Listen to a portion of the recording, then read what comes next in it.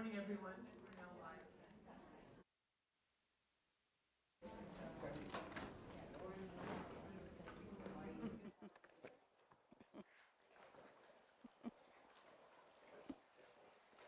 All right. Good morning, everyone. I'd like to call this meeting to order. My name's Ann Morgan. I'm the chair of the Toronto Police Services Board. I'd like to welcome you all to this hybrid meeting of the board. And at this point, I'd like to make the Indigenous land acknowledgement. We acknowledge that the land we are on, as we hold this meeting, is the traditional territory of many nations, including the Mississaugas of the Credit, the Anishinaabe, the Chippewa, the Haudenosaunee, and the Wendat peoples, and is home now to many diverse First Nations, Inuit and Métis people.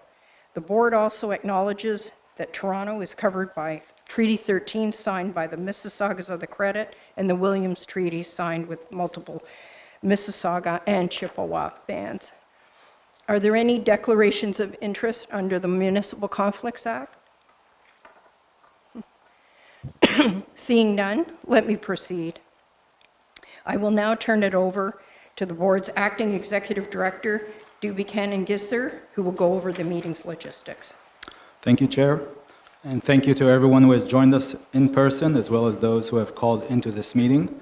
Please note that this meeting is also being live streamed on the Toronto Police YouTube account and will be available there at the conclusion of this meeting. Joining us in person, we have Chair Ann Morgan, Vice Chair Francis Nunziata, Member Lisa Kostakis, Member Nadine Spencer, Councillor Lily Cheng, and Councillor Vincent Crisanti. We also have members of the board office staff, Deputy Chief Rob Johnson, members of command team, members of the service, and of course, members of the public. We have individuals who have registered to make deputations both in person as well as virtually on our agenda items. As per our regular meeting process, deputations will be heard prior to the item being discussed and voted on by board members. When it comes time to do a deputation, those who have registered will be called upon or brought into the meeting by our colleague Danielle Dowdy. And as always, deputants will speak, followed by an opportunity for board members to ask them questions. I turn it back to you, Chair. Thank you, Doobie. At this time, I would like to pay tribute to the OPP officer, Russell County Detachment Sergeant Eric Mueller, who was killed in the line of duty 1 week ago on May 11th, 2023. His tragic death occurred while Sergeant Mueller, along with 2 other officers from his detachment, were shot while responding to a disturbance call at a home in Bourget, Ontario. The other 2 officers were also injured in the accident. Sergeant Mueller started his career with the OPP 21 years ago with the Special Constable unit.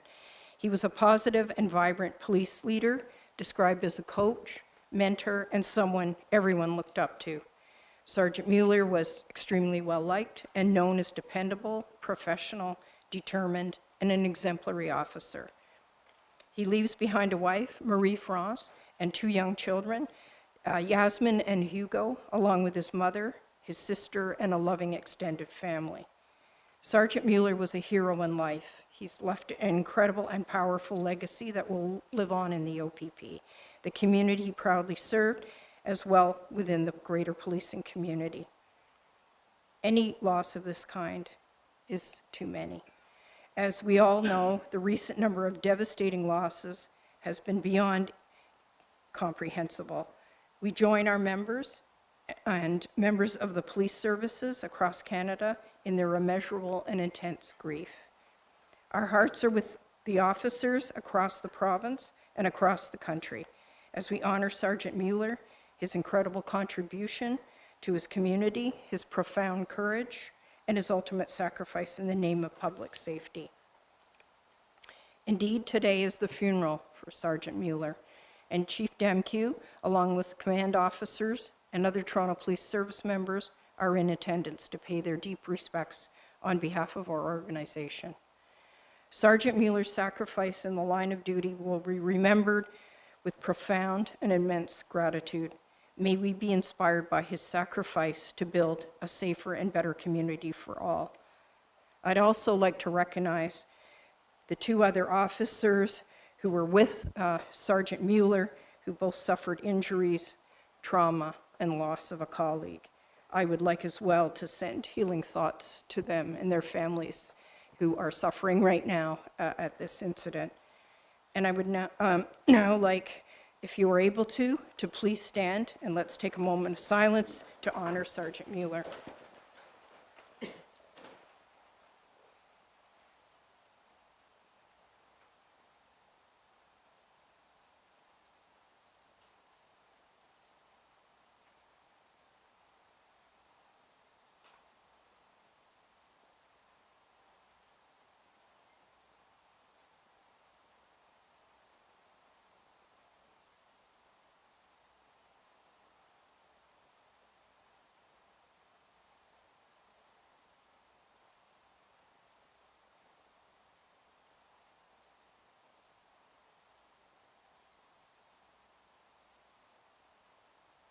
Thank you.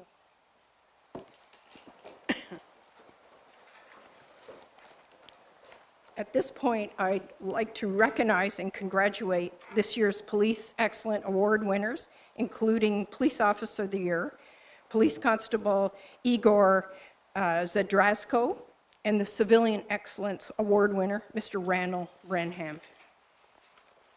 On Thursday, May 11th, 2023, Toronto Police Service members were recognized at the 56th Annual Police Excellence Awards.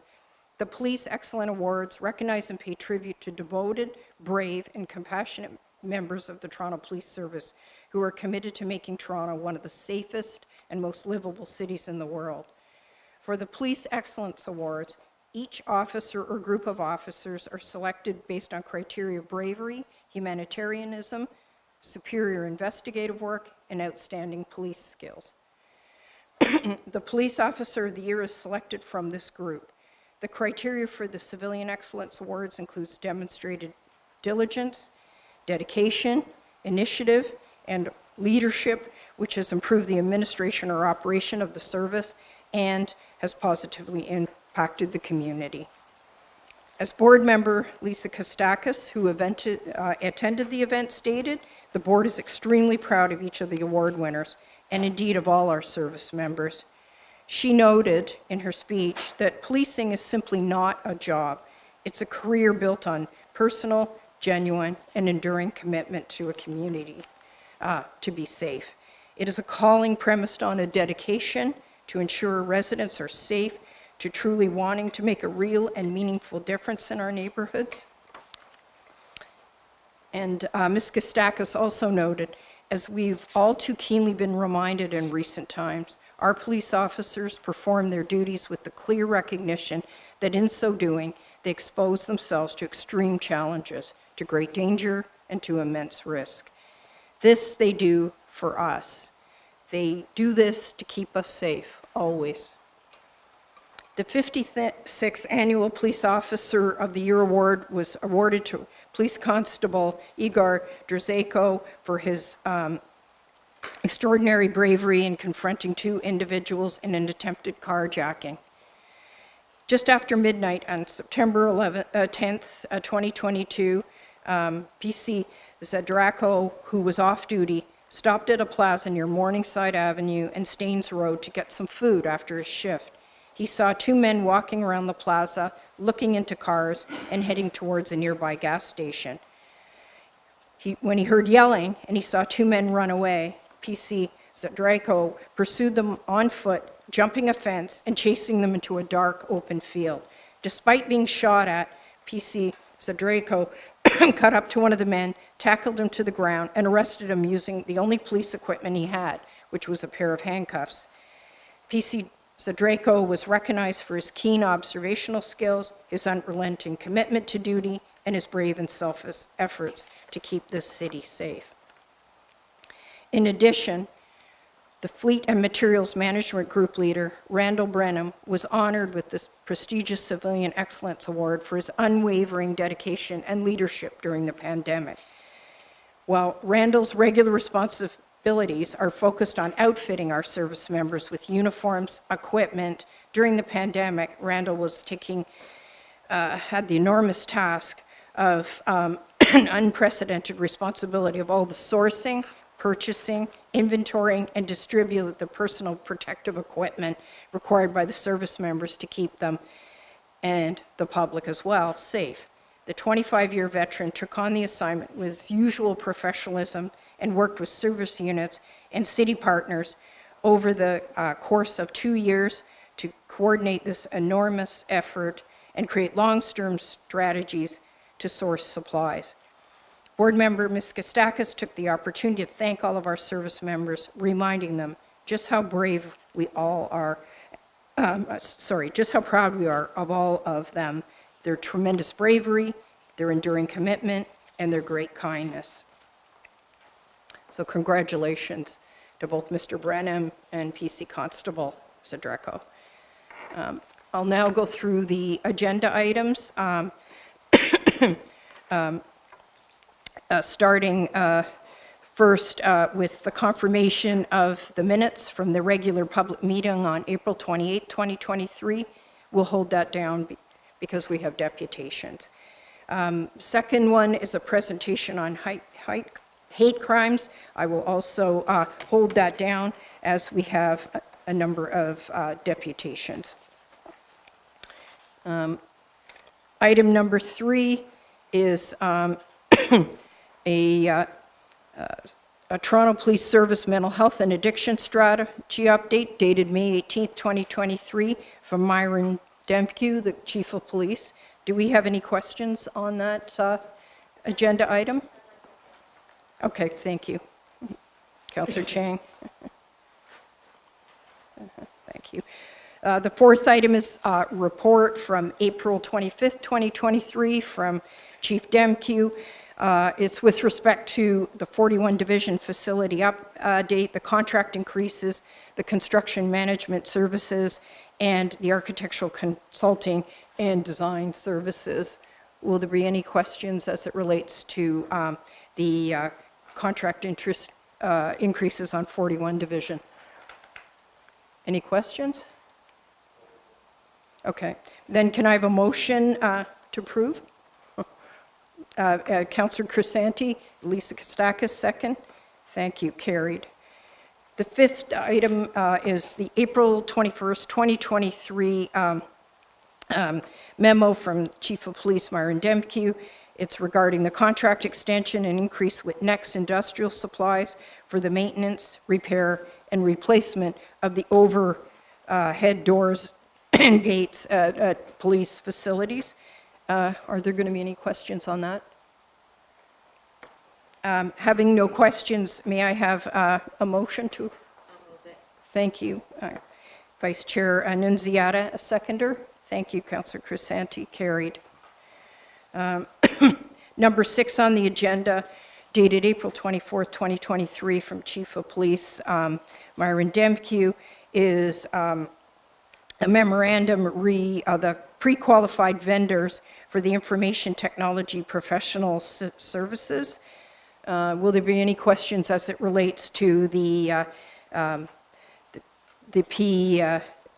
PQF as it relates to our information technology professional services? Okay, thank you. Thank you, Councillor Chang. All right, moving on to number 7, which is again a request for funds, annual community events 2023 from the Chief of Police. I will hold that because there's a deputation. Item number 8, dated March 27th, 2023 from Chief Demkiw. It's to approve the special constable's appointments and reappointments during the month of May 2023, and I'll hold that down. There's a deputation. All right, moving to the consent agenda, number 9, the April 24th, 2023 report from Chief Demkiw. It's the semi-annual report, publication of expenses from July 1st to December 31st, 2022. Were there any questions as it related to this material? Seeing none, may I have a motion to approve? Thank you, Ms. Kostakis. Seconder, Ms. Chang. Thank you. All right, moving on to number 10. This is dated February 16, 2023, from the Chief of Police, Demkiw. Again, it is a memorandum regarding the annual report of the police towing contract dated January 2022 to December 2022. Were there going to be any questions as it related to the expenses as it related to the police towing contract?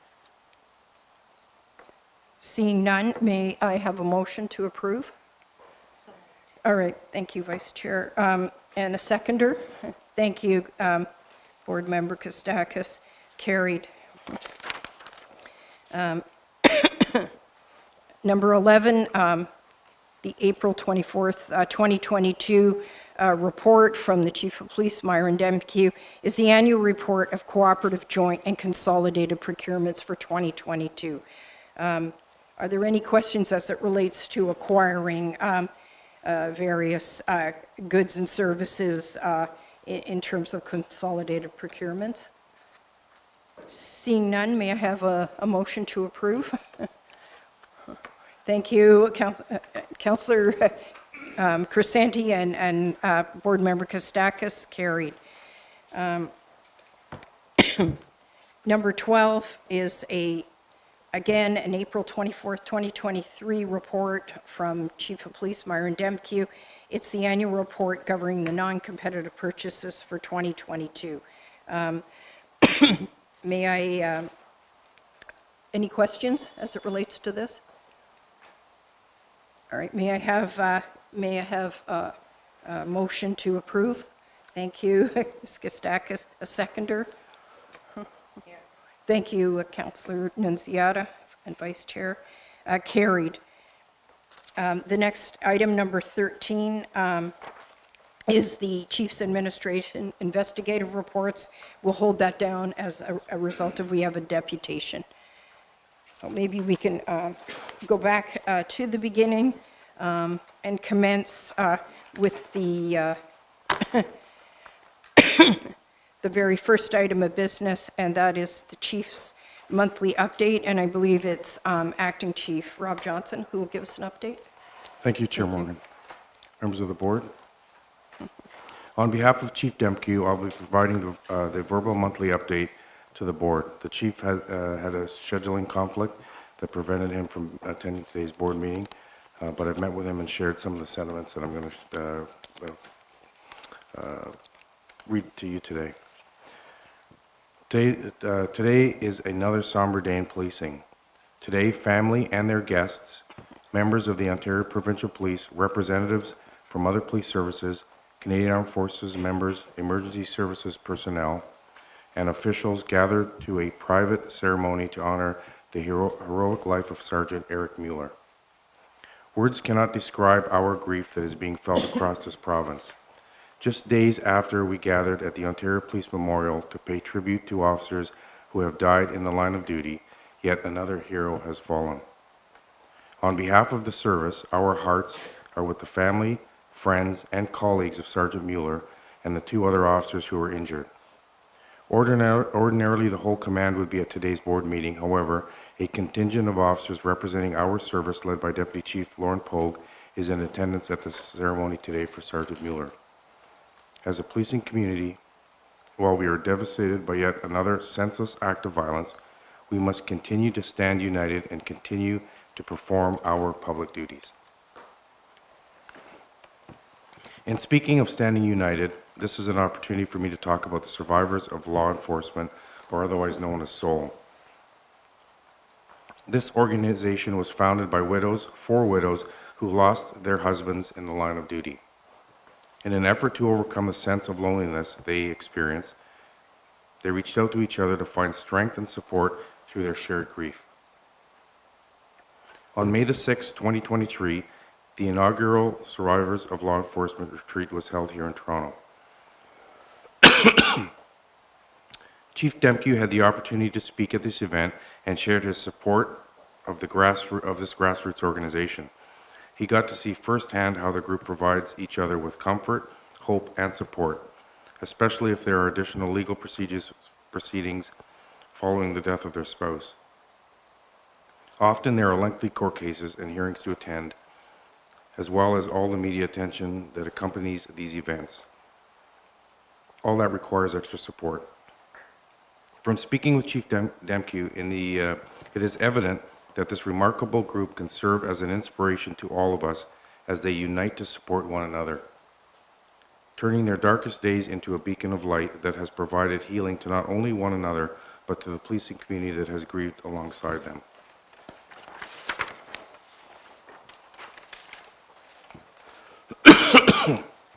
May is Jewish Heritage Month, a time when we celebrate and honor the enormous contributions that the Canadian Jewish community has made and continues to make to our country. This includes thousands of Holocaust survivors who came to Canada following World War II after living through unspeakable horrors.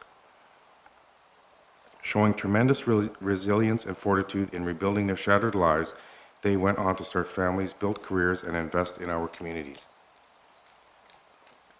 While celebrating the many accomplishments and recognizing the important contributions made by the Jewish population to life here in Canada, we must acknowledge the struggle people of Jewish heritage still face today. Today you will hear a presentation on the Toronto Police Service's annual hate crime statistical report. Jewish community members continue to be one of the most frequent targets of hate in Toronto. As a result, we work closely with our local Jewish community to promote community safety and hold those who choose to demonstrate anti-Semitic behavior accountable. Finding new ways to engage with our communities is essential, particularly under the underreporting of hate crimes continues. Last year, we expanded our hate crime unit to increase our capacity to investigate these offenses and support successful prosecutions. Despite this increase in capacity, many victims of these crimes fear retaliation or feel uncertainty about the support they will receive from the justice system. To encourage reporting and to foster an atmosphere of trust, we continue to work alongside our community and religious leaders to break down barriers while providing awareness and education in our communities.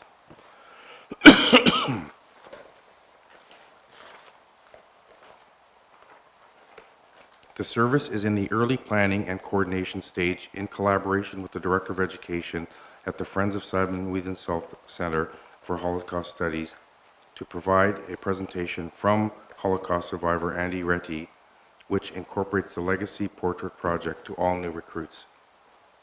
This presentation will provide Holocaust education, discuss Jewish heritage, and emphasize human rights and dignity to all new recruits, and will also be made available to senior leadership.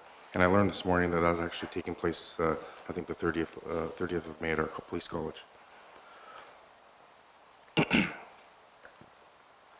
On December the 12th, 2022, the service received positive feedback from Director Stephen Leach of the Office of the Independent Review Director, or the OIPRD, on the work we have completed to update our search warrant procedure.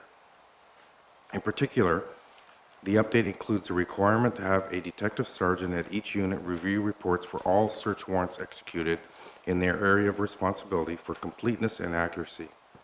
The purpose of this is to engage supervision and oversight to ensure proper adherence to the updated procedure.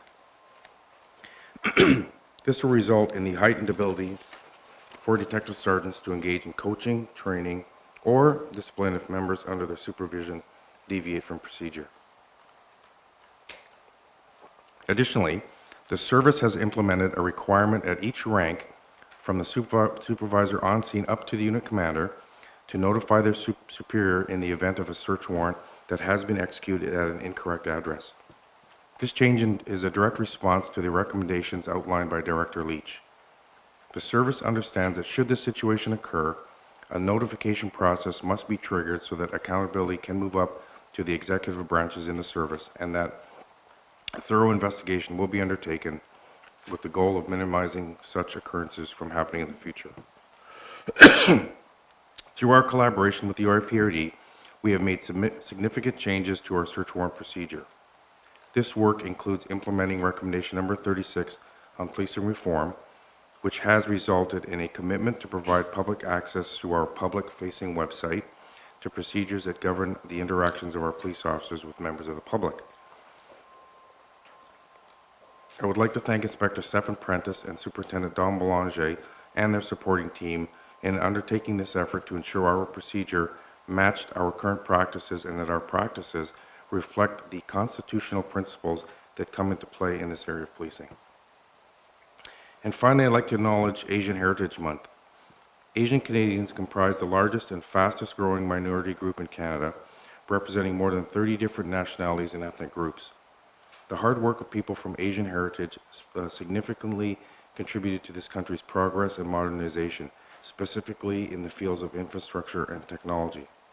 This month, I had the honor of attending the Asian Heritage Month celebration along with His Honor Albert Wong, Deputy Mayor Jennifer McKelvey, and Councillor and Toronto Police Services Board, Ms. Lily Chang.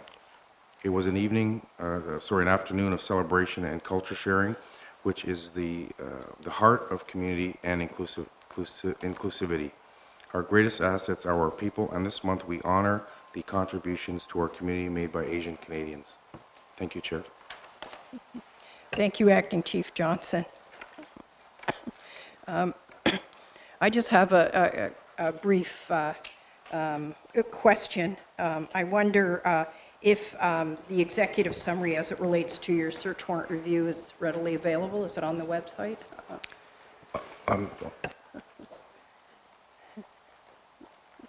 I'm told we're about a week away from releasing it internally. Okay. Thank you. If I'm able to, I'd just like to review it for my own information. Of course, Thank Chair. you. Were there any other questions? Or?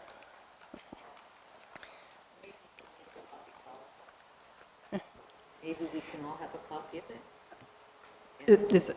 Of course. Thank you so much. I appreciate that because I think and thank you for that overview, but that sounds like a principled and robust review, which is no doubt going to serve the public better in terms of implementation, so thank you. Oh, I'm sorry, Councillor Crisanti. No worries. I just wanted to clarify. What you just asked for is a copy of the revised search warrant procedure. Is that correct? Yeah, Okay, and the review by Director Leach, I guess there was commentary made, and then there's now new procedures. So I Okay. asked for a copy. I would like to get a copy too, if I can. Yes. Yeah, okay. All right. We'll make sure that gets to every board member. Thank you so much. Thank you. Thank you. Thank you. Our next item is number 1, the confirmations of the minutes from the regular public meeting held on April 28, 2023. And I believe we have 2 deputations, the first being Mr. Morin, who is coming up. Oh, and in the meantime, I apologize. We have to have a motion to receive the update by Acting Chief Johnson. Ms. Kostakis, second by Vice Chair Nunziata. Apologize, Mr. Morin. My mom called me dear. Okay. As I understand it, in maritime law, Mr. is a term that you refer to a subordinate inferior as. And if I've ever led this board to believe that I'm its subordinate inferior, then that would be a mistake, and I'd ask you all to please forgive me. So I have some objections to make regarding this item. And to be, but I just want to say how refreshing it is to finally see you chair the meeting, Chair Morgan. I've actually been looking forward to this because to me, you're probably the most qualified chair that the Toronto Police Services Board has ever had with your experience having been a Crown prosecutor. And I was surprised when I first found out about this, looking through the Law Society's bylaws, but the duty of a prosecutor is not to win your cases at all costs. It is to seek and make sure that the administration of justice is done. And justice in Black's Law Dictionary is defined as the fair and proper administration of the law.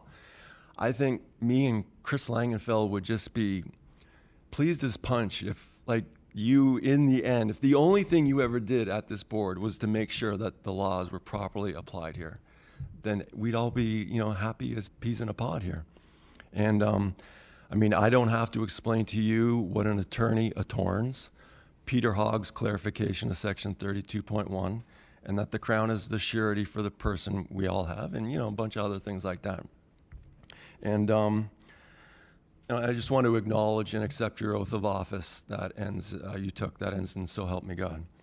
So I'm amazed, though, at some of the things that are included in the minutes of these board meetings and what isn't included. Like, for instance, there was a very descriptive, detailed explanation that Councillor Nunziata got an award at City Council. But there was no mention of what she managed to slide in at the very end at the last meeting regarding various things like, but you're welcome to come here and make a deputation. It's your right. Is it a right to make a deputation? I've never actually seen it said that anywhere. I've seen, like, if you go on Canley and you do a word search for freedom of expression, I mean, it probably shows up 100,000 times, right? That's a right that everyone should know about. So I got to be blunt. The first time when Jim Hart invited me to come speak to him here in his office, and I'm hoping one day you'll invite me to come speak to you too for an hour or so. One of the things I told Jim, I said, like, Jim, I got to tell you, man, like, you're now the chair of a police board that starts right off the bat lying to the public about what the definition of a deputation is in this board's bylaw definition section. And when I asked him, can you go take a look at what the definition of a deputation actually is in the Canadian Oxford Dictionary and get that changed, he said, well, you know, I'll look into it. Well, apparently that's the only thing he did was look into it, because the definition for deputation hasn't changed in this board's bylaw. So I know you'll appreciate this, me reading all this case law here, since you're a former prosecutor. This is what it says in Lac La Ronge Indian Band versus Canada, 1999, where the Court of Queen's Bench for Saskatchewan said, within itself, the word depute contains the notion of superior and inferior. The former possesses authority, but passes it on or shares it with the latter. In each instance, it is necessary to ascertain what authority was conveyed to the deputy. Like, after the council cut crisis, Premier Ford came out the very next day and said, you know, like, we all got to remember who we work for. We all work for the same boss. We all work for the people. You know, Genesis 1:26 says, man has dominion over all the earth. There's not a lot of them out there, but there are a few court cases that say ultimately sovereignty remains in the people. The whole thing about the illegal meetings that Councillor Nunziata was going on about. I mean, I'm sure you haven't memorized the whole Police Services Act yet. Section 27.9 says there's not to be only 6 members. There shall be 7. I mean, is it your fault that the Lieutenant Governor hasn't gotten around to replacing Ainsworth Morgan? No. But I mean, you were appointed to this board by, Elizabeth Dowdswell, I think that's how you pronounce it. I mean, I can't very well go off on public appointments at the City of Toronto. Ainsworth Morgan left here in mid-January, February, March, April, May. So anything you can do, Chair Morgan, to get the Lieutenant Governor, she could appoint me. I mean, wouldn't you all love to have me as a 7th member on this board? Thank you very much. I appreciate your comments. And also, you seem to have a current update of criminal law and the role of the Crown, so I appreciate that. And mine is waning a little, so thank you very much. And you're quite welcome, Chair Morgan. Are there any questions of Derek? Seeing none, we'll proceed to item number 2. First, we have a presentation as... There's another deputant. Oh, I'm sorry. I apologize. Mr. Langenfeld is here virtually. I'm sorry. Sorry for that oversight, Mr. Langenfeld. Thank you, Chair Morgan. And I echo Derek's appreciation of seeing you there today. And I'd like to start by adding my voice to all the condolences and acknowledgement that's been given for the officers, not just at this meeting, but in too many recent meetings that have given up their lives. And that's a horrible loss, and we thank all the officers for serving our community and what they give up and recognize that. And so I'd also like to add my voice to Derek's hope that we see justice done and obedience to the law at this point. That would be a nice change and well welcomed. I'll see. I'm being denied the ability to share content. So if you could stop my time and solve that.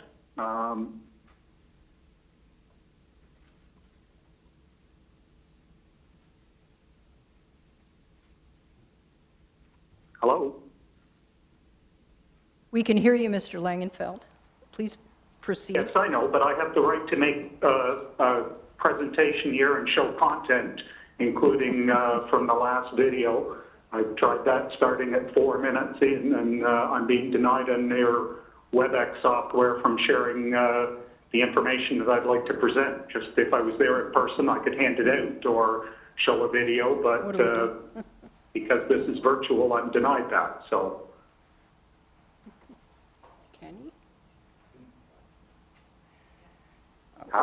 Mr. Langenfeld, speaking to Mr. Kanengisser, if you had provided something, we could have put it up on the screen as you were speaking and making your comments. Where does it say that in the rules that people are required to provide things ahead of time and that they can't make presentations of information live? Mr. Langenfeld, you are able to make presentations, although right now you are joining by phone, my understanding is, and therefore there's no way for you online. to... Just 1 second, we'll see... Just 1 second. Yeah, thank you.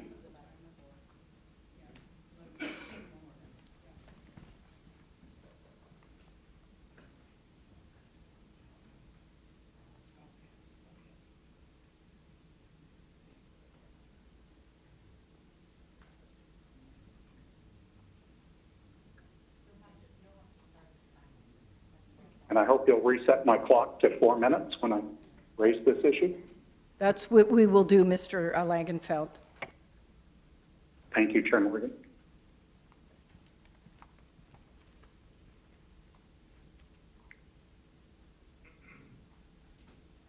Mr. Langenfeld, you should be able to share now.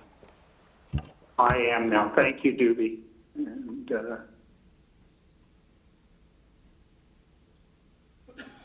okay, I can't tell. Can you see the screen that I'm sharing?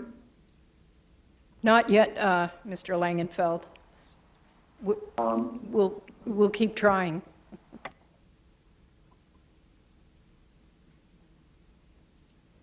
Okay, I think you should see it now, I hope. Yes, we can. Okay, so I'll start my time here at 4 minutes. Thank you. So this is from the end of last month that Derek mentioned.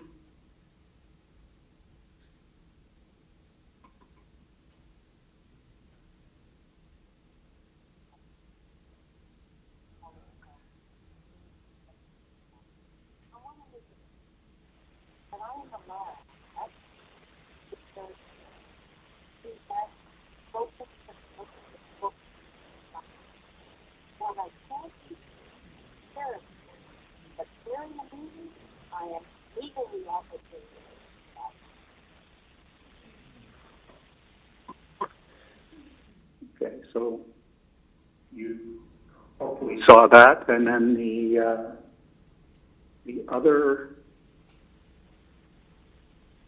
part to that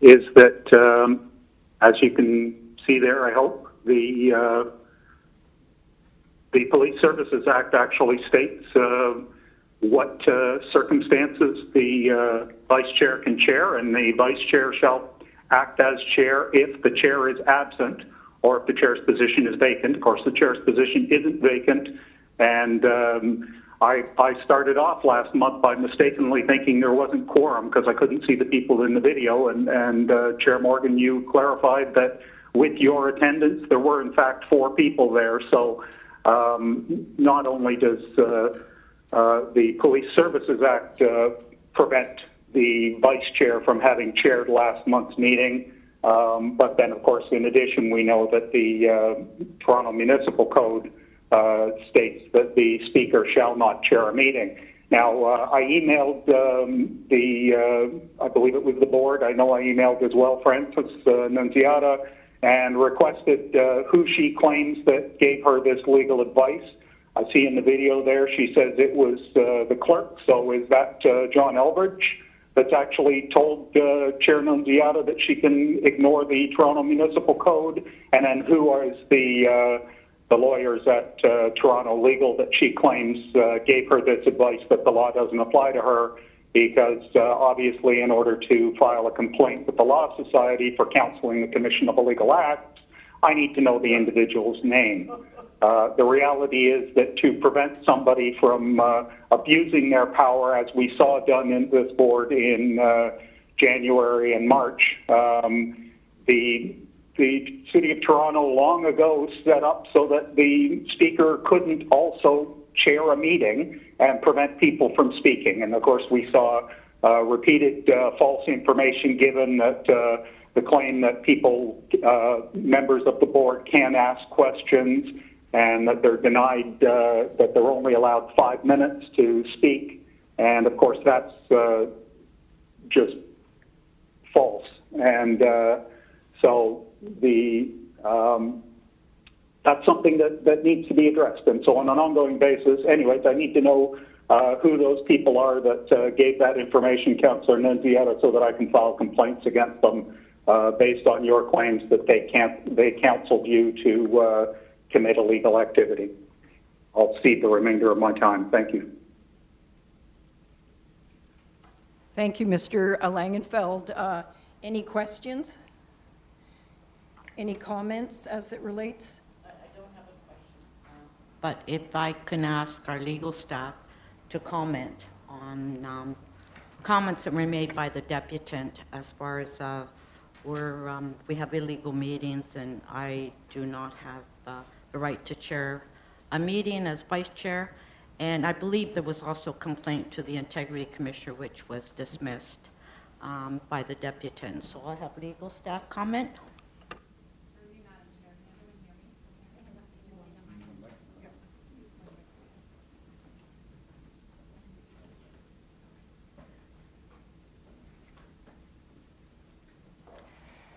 Through you, Madam Chair, thank you for the question. The council rules, which are set out in Chapter 27 of the Municipal Code. Thank you for the question. The council rules, which are set out in Chapter 27 of the City of Toronto's Municipal Code, prevent the Speaker of Council from serving as the chair of the police board and other committees. That chapter does not prevent the Speaker from serving as a vice chair. So as part of the duties of vice chair, from time to time, the vice chair may need to chair a meeting, and that is not prohibited by Chapter 27.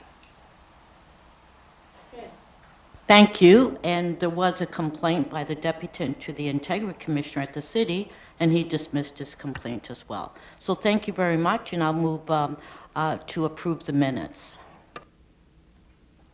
Thank you. Do I have a seconder? Ms. Kostakis? Thank you. All in favor?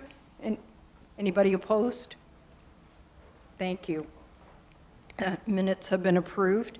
And the next item is item 2. It is firstly having a presentation as it relates to hate crimes. Acting Chief Johnson, who will be doing that? Thank you, Chair. It'll be Inspector Stephen Prentice and Detective Kiran Bisla from our intelligence services. Thank you.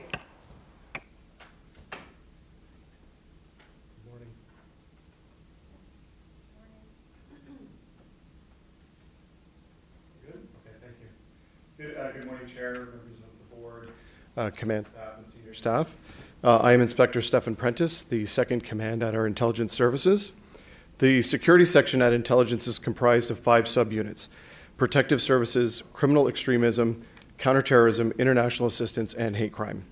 There is a natural synergy between these subunits, as many investigations have impacts in more than one area. For example, an investigation that is reported as a hate crime can easily move into criminal extremism or terrorism, which could then impact security planning for a foreign dignitary visit. Our team has experts in each of these fields, and we maintain robust relationships with all of our policing partners. We support the RCMP Integrated National Security Enforcement Teams, the OPP Provincial Anti-Terrorism Section, as well as a reciprocal exchange with the NYPD. As the largest municipal police service in Canada, serving the 4th largest city in North America, it is critical that the service supports these and other joint force operations with seconded personnel. The vital link these members provide ensures that Toronto communities are well served and public safety in the city is the best it can be. Our members bring a wealth of knowledge, experience, and expertise to these challenging investigations, all of which are to the benefit of Torontonians and deliver on the Chief's promise to support safer communities. In 2022, the Hate Crime Unit was expanded in order to meet the rising trends in hate crime. This has given us the ability to strengthen our partnerships within the service to better support investigations and also with communities. Some of what will be discussed today will demonstrate our commitment to improving trust in and within the service through initiatives undertaken by our Hate Crime Unit. We will fulfill this commitment through the Hate Crime Unit, working with our Analytics and Innovation Unit to build an external hate crime dashboard and to also support investigations of our field units. The internal-facing hate crime dashboard is about to be launched, which will provide command, senior managers, and individual units with real-time information and trends on hate crime. Supported by researchers and criminal intelligence analysts at our intelligence services, we intend to support early warning detection on trends to allow for tactical responses, in addition to trend reporting for strategic evaluation and planning. Hate crime affects communities much differently than other crimes. We are listening to communities, and we are committed to the Chief's promise to co-design, co-develop, and co-deliver on projects that impact communities. We will engage in this process as we build this external-facing hate crime dashboard. This dashboard will provide public data that communities are asking for in a manner that they find useful and informative. Our goal is to have this external-facing dashboard launched at the end of 2023. The Hate Crime Unit has also increased its investigative capacity. Some multi-jurisdictional and multi-divisional investigations are complex. We often provide support to divisional investigators, but some investigations require full-time, dedicated investigators with hate crime expertise. The Hate Crime Unit will now take the lead in some of these investigations. The team will provide you with a couple of examples of this during their presentation to you today. Community outreach and engagement is vital to ensuring communities have the right information and are vigilant in reporting hate crime. We see outreach as an opportunity to engage in prevention, build resiliency, develop trust, and focus resources where they will have the greatest impact. We have accomplishments that we will share with you today, but we also know that working with communities is an area that we need to focus our efforts by leveraging our Neighborhood Officer Program to bring hate crime outreach right down to the ground level and engage with people where they live, work, and play. Engaging the people who have barriers to reporting, whether because they are new to Canada, don't trust us, would not attend a community meeting, or feel like they are simply excluded. We want our outreach to connect in these areas, and we will be prioritizing this type of engagement as we move forward. I am now pleased to introduce you to 2 members of our Hate Crime Unit that will take you through our report presentation: Detective Constable Nicole Ozretic and Detective Kieran Bisla. Detective Bisla, standing to my right here, is a recognized expert in hate crime investigation and sits on the National Hate Crime Working Group as co-chair of one of its subcommittees. I do want to take this opportunity to let the board and command know that recently Detective Bisla was awarded a leadership award by the Ontario Women in Law Enforcement, so we congratulate her on her well-deserved award by that group. So with that, I'll turn it over to Nicole and Kieran to provide a presentation. Thank you.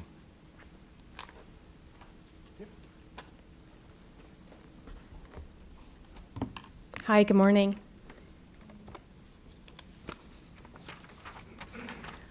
I'd like to begin the presentation by speaking a little bit about the Hate Crime Unit. which includes reviewing all hate crime-related occurrences to ensure the proper classification of these occurrences as hate crimes and provide investigative support to divisions in a timely manner. The unit does this in accordance with the standards and guidelines that are set out by the Canadian Centre of Justice Statistics, as well as the criteria that is set out in the Criminal Code of Canada. Each occurrence is reviewed on a case-by-case basis, and all evidence is carefully considered. And if required, the hate crime unit will consult with the Ministry of the Attorney General's office. As stated in the report, in 2022, there was a decrease in the total number of hate crime occurrences reported to the service. In comparison to 2021, the number of reported occurrences decreased from 257 to 242, representing a decrease of approximately 6%. The overall numbers of occurrences in 2022 is higher than the 10-year average of 173 occurrences. Hate crimes targeting religion, race or ethnicity, and sexual orientation and gender identity are the most frequently targeted bias categories. This data and trend is consistent with national reporting by Canadian Centre of Justice Statistics. In 2022, anti-Semitic, anti-Black, and anti-LGBTQ2S communities were the most commonly reported hate crimes. Other notable trends included an increase in hate crime reporting targeting members of the Eastern European communities, specifically members of the Ukrainian and Russian communities. While the number of hate crimes targeting members of the East and Southeast Asian communities decreased, the nature of the offenses reported were more violent, and specifically assault-related. 12 of the 15 anti-East and Southeast Asian assaults occurred on public transit and or street and laneways.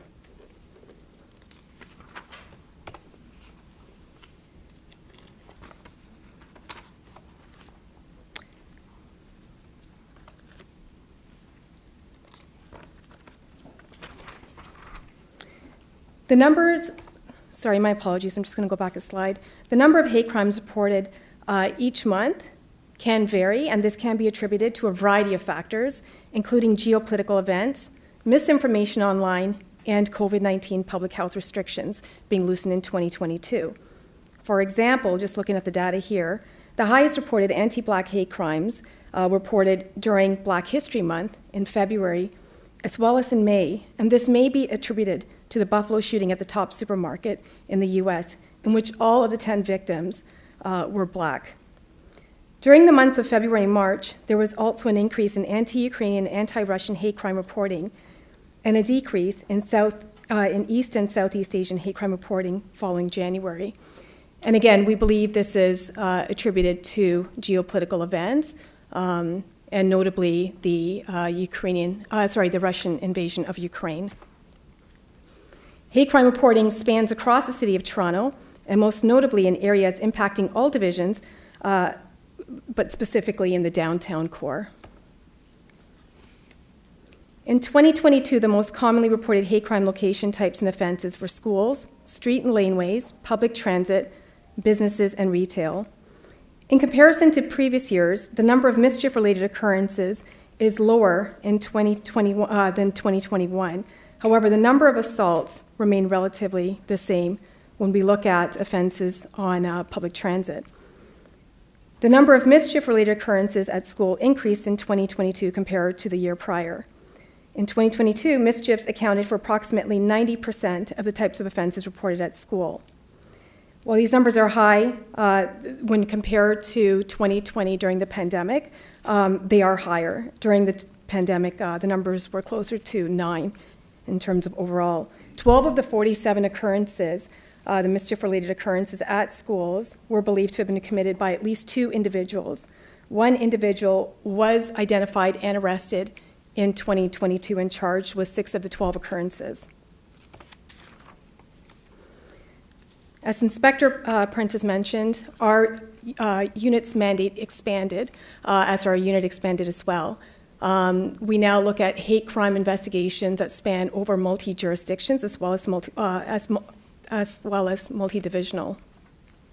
In 2022, the Hate Crime Unit worked with international partner agencies, including local agencies as well as INSET, Pat's York Regional Police for a number of cases. The ones that are on the screen right now are just two examples, one involving threats of a post that was made online.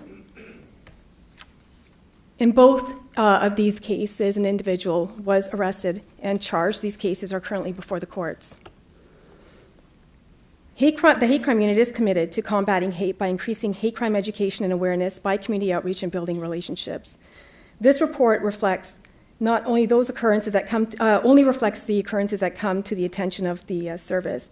The service recognizes that there are many reasons why individuals may not want to report, including language barriers, mistrust of police, or they believe that the crime is insignificant. In 2020, the service partnered with Humber College Business of Advertising students to create a hate crime pamphlet.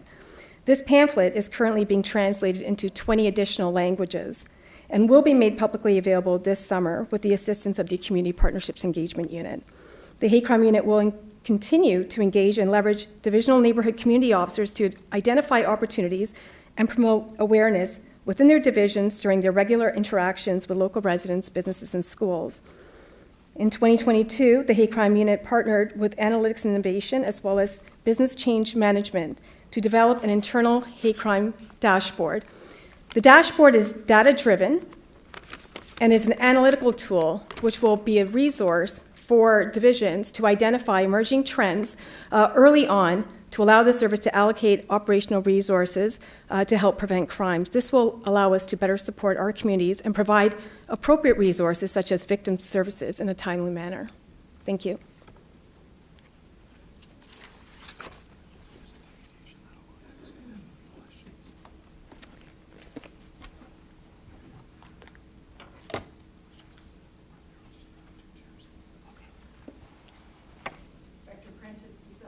Sorry, Inspector Prentice, does that complete the presentation? That concludes the presentation, Chair. Thank you so much. Are there any questions for Inspector Prentice and his team as it relates to the hate crime presentation?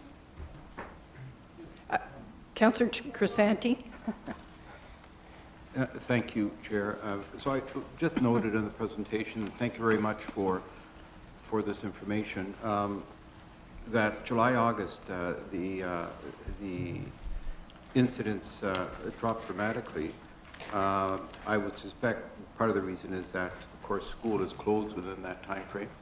And I think you noted here that school-related incidents are, oh, thank you, okay. School-related incidents are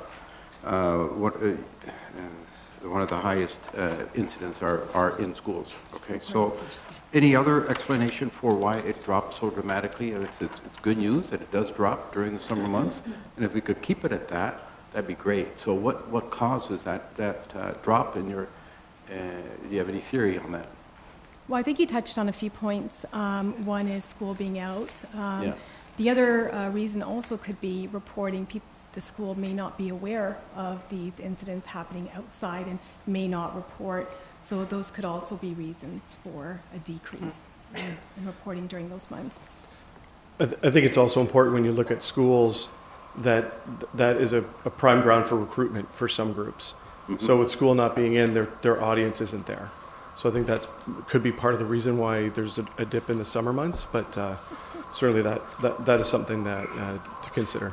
Yeah, no, and I understand that. I was just hoping that there might be some other maybe explanation for it, that if we could figure out what that is, maybe we could help carry that on throughout the rest of the year.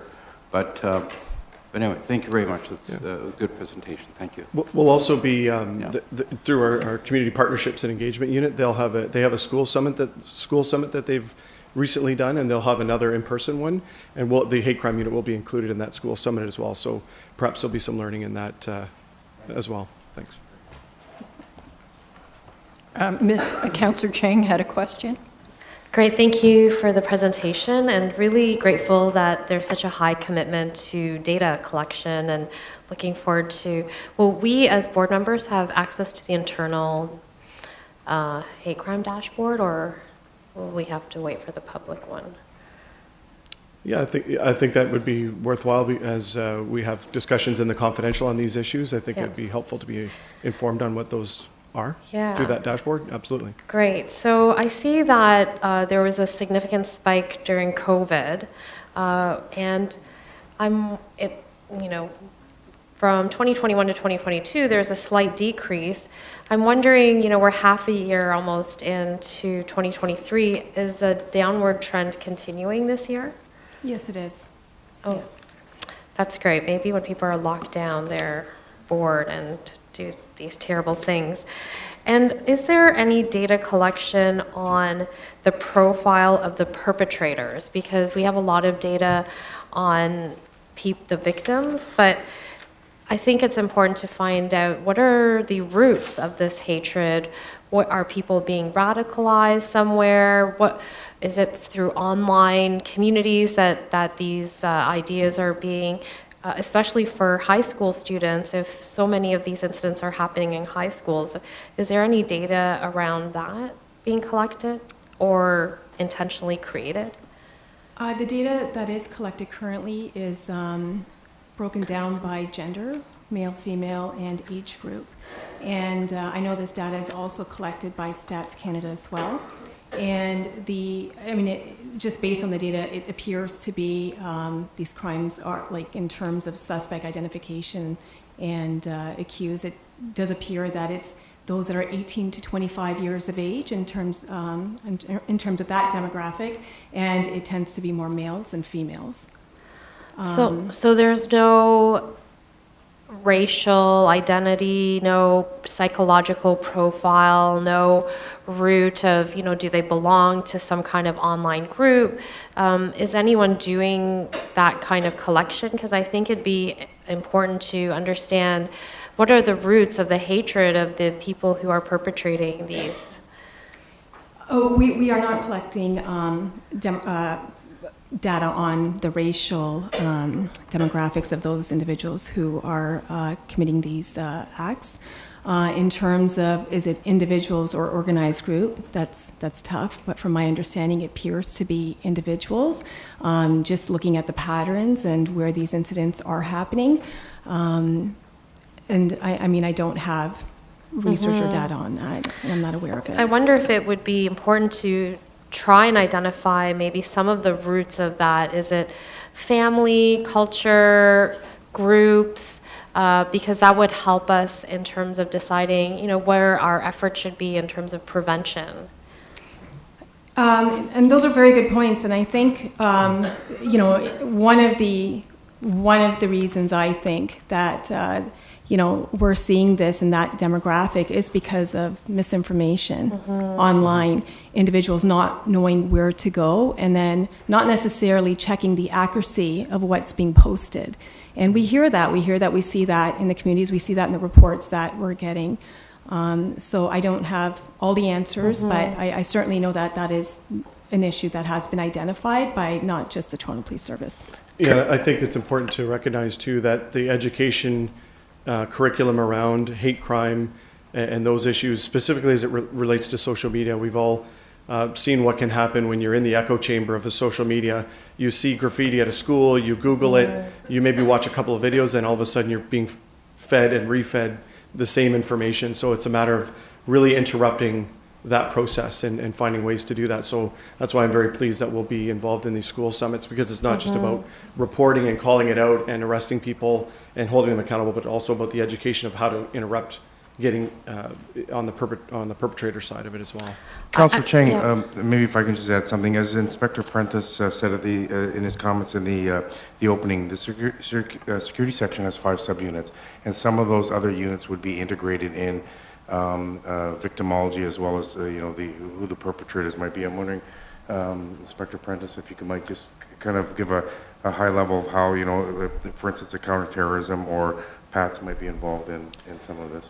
Yeah, certainly when we talk about hate crime moving into criminal extremism and then into terrorism, certainly we have very well developed investigations into those areas. I can't really get into too much of that obviously in this format, but certainly we do have files on individuals that we certainly look at their histories, where they come from, groups that they belong to, any mental health challenges that may exist.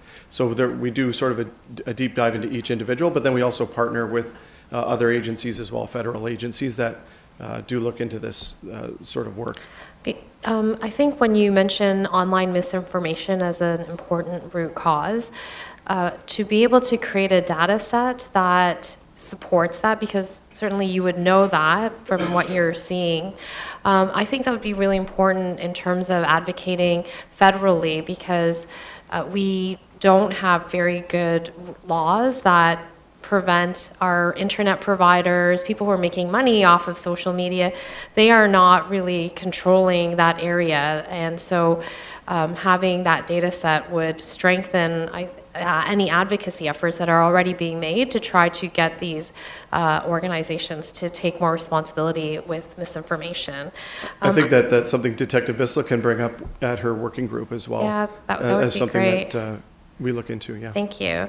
And the other question I have is, a lot of us counselors, we get phone calls about hate graffiti in our wards. That seems to be quite common. And I'm wondering, does that count as a hate crime? And I'm not sure that all of those incidents result in a police report. So is that something that we should be encouraging people to do so that there is more data being recorded about what is happening across our city? So those incidents may be captured as hate crimes depending on what the language is or the symbolism that's being displayed. Otherwise, it could be graffiti, which is still a criminal offense, but in order for it to be deemed hate motivated, we would have to look at each case and look at the language and the symbols on the property or wherever it may be. But to answer your question, yes, they should be reported and allow us our experts to look at it and determine whether or not it fits the definition. Great. In the future, I will make sure that every time we get these graffiti reports that we also encourage the people who are reporting to make a corresponding call to the non-emergency line. Thank you. Thank you. Thank you. Thank you. Did Ms. Kostakis have a question? Thank you. Good morning. So 2 questions. One is, when you talk about the education piece and even the pamphlets in the different languages, there are probably still some people, especially generational, that even literacy is a challenge, whether it's in their language or not. Are there other ways or partners that you may be working with as well in the community, other agencies outside of sort of the larger ones that can help support that effort in the educational piece? Of also, like you talked about before, what determines hate and what is, I mean, it's not right, racism, discrimination, all of those are different levels of it. But to get to the hate level I realize is something different as well, or heightened form of the racism, discrimination, etc. So are there other avenues or partnerships that you have or are looking towards in the future to help with that, even in the different age groups, whether it's the younger ones, but also hate and racism and are also generational? A lot stem from that. So are there ways that you may be looking at it, addressing that, and also expanding the scope of that education piece with help from other supports? Yes, we currently work very closely with our Community Partnerships Engagement Unit, and we will certainly follow up on that and have conversations as to how we can, reach those individuals or those groups who may be able to better understand other than through literature and online materials. Yeah, we're certainly looking to leverage our neighborhood officer program so that you can have these conversations in the parks, at soccer fields, in those areas where, people aren't coming to a community meeting to talk to us, or they're not phoning us. There's all kinds of reasons for barriers. So we want to put ourselves in front of people in a way that allows them to have these conversations and allow us to engage in that education. But certainly, even through the neighborhood officer program, if there are other agencies that we should be connecting with, then certainly that is our focus in the future. That's our biggest opportunity that we see going into 2023. There's a lot of even the social service agencies, because the age group you're talking about too, with that youth component, and youth now can range, from 15 to 29, et cetera. And within your group that you mentioned before, the demographic group, I think there's opportunities out there. That would be great. Yeah, perhaps we can speak afterwards and we can point me in the right speak direction. offline. Yeah, I have great, I do have always a suggestion or so. And my last question would be, have you found where through your research and through the collection of the data, did you come up with anything that was a surprise to you, that maybe out of the results or outcomes that sort of was an aha moment that you can speak to? It doesn't have to be. I was just wondering if there was anything that came out of the data that was a surprise or something that was just in the background that maybe was more heightened. I think when you look at the data in the report, the numbers kind of tell us what we're seeing within that specific year. But when you're looking at the data and comparing it from year to year, I think sometimes that is surprising. Looking at the number of occurrences that are transpiring online, looking at the community groups that are being targeted, that are coming forward as a result of different events that are happening locally and globally. So I think that data is surprising when you look at everything as a picture, but it's helpful. It's helpful because it shows us how we can better address and better support those communities and work towards preventing further hate crimes. I said it was the last one, but that led to another.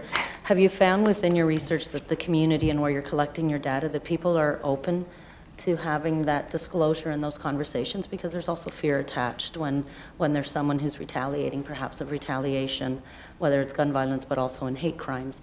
Have you found that the community and the public, and even within the service and outside of the service, that people are more forthcoming in reporting those crimes? We have. We deliver virtual presentations. We attend various community meetings to have those specific conversations and encourage. And we do find that there are still those individuals who are reluctant to report for several reasons, some which have been mentioned, but also retaliation, being uncertain of the criminal justice system. So our goal is to continue having those conversations, continue delivering those presentations, and building that trust. And I think it's going to take time, but yes.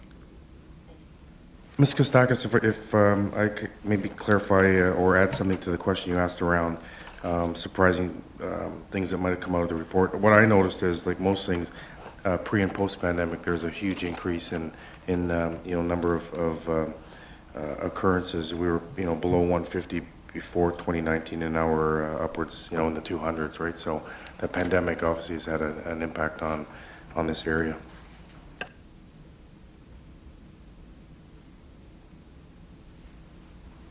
Vice Chair Nunziata, I thought you had a question? Yes. Thank you. Just have 3 questions. It mentions in the report that there were a number of town hall meetings that were held. So where were the town hall meetings held? So I attended a town hall meeting in 32 Division. I can't remember the actual location off the top of my head, but I did attend a town hall meeting in 32 Division, and I know that other service members had attended town hall meetings to address this specific issue. Yeah. So it was mostly held at the 2 divisions then? I personally attended the 32 Division one, yeah. But it wasn't held in the suburbs? Not to my knowledge. Okay. Can you explain where it says, where it's got women? Can you tell me what a hate crime, how pertains to women? To women? Yeah. Sure, I can give you an example. It would be a case where an individual approaches another person, and in those statements that are made, the language and the behavior would suggest evidence that it would be hate motivated. So, approaching a woman and calling them a particular name and coupling that with a criminal offense, that would be an example. Councillor, there's also gender and gender identity expression that is also captured as an identifiable group. So you could have hate crimes that are targeting people from the trans community as well. So that would be captured in this data. Okay, so that, according to the stats, so that's in 2022 and down from 2021, which is good news. Right? Okay. Well, that's reported hate crime, so it Reported. could also be the negative of underreporting, which we see in a lot Yeah. of categories as well, right? It would be a situation where a complainant would come to us and they would feel that they were targeted because of, misogyny or other, utterances and statements that were made while the offense was being committed, either before or after. And we would take a look at, all surrounding circumstances as to why that person felt that they themselves were being targeted. Who else was in the vicinity? Were there other women, or was that, individual the only person who, was a woman at the time of the incident? And where that individual was it a specific area? Yeah. Okay, I just wondered if it was, I guess it wouldn't be sexual, it would just be gender. Gender, right? yes. Yeah, okay, because that happens a lot, right? So my next question is, when Councillor Crisanti asked the question about the school, so is this report and your findings sent to the school board?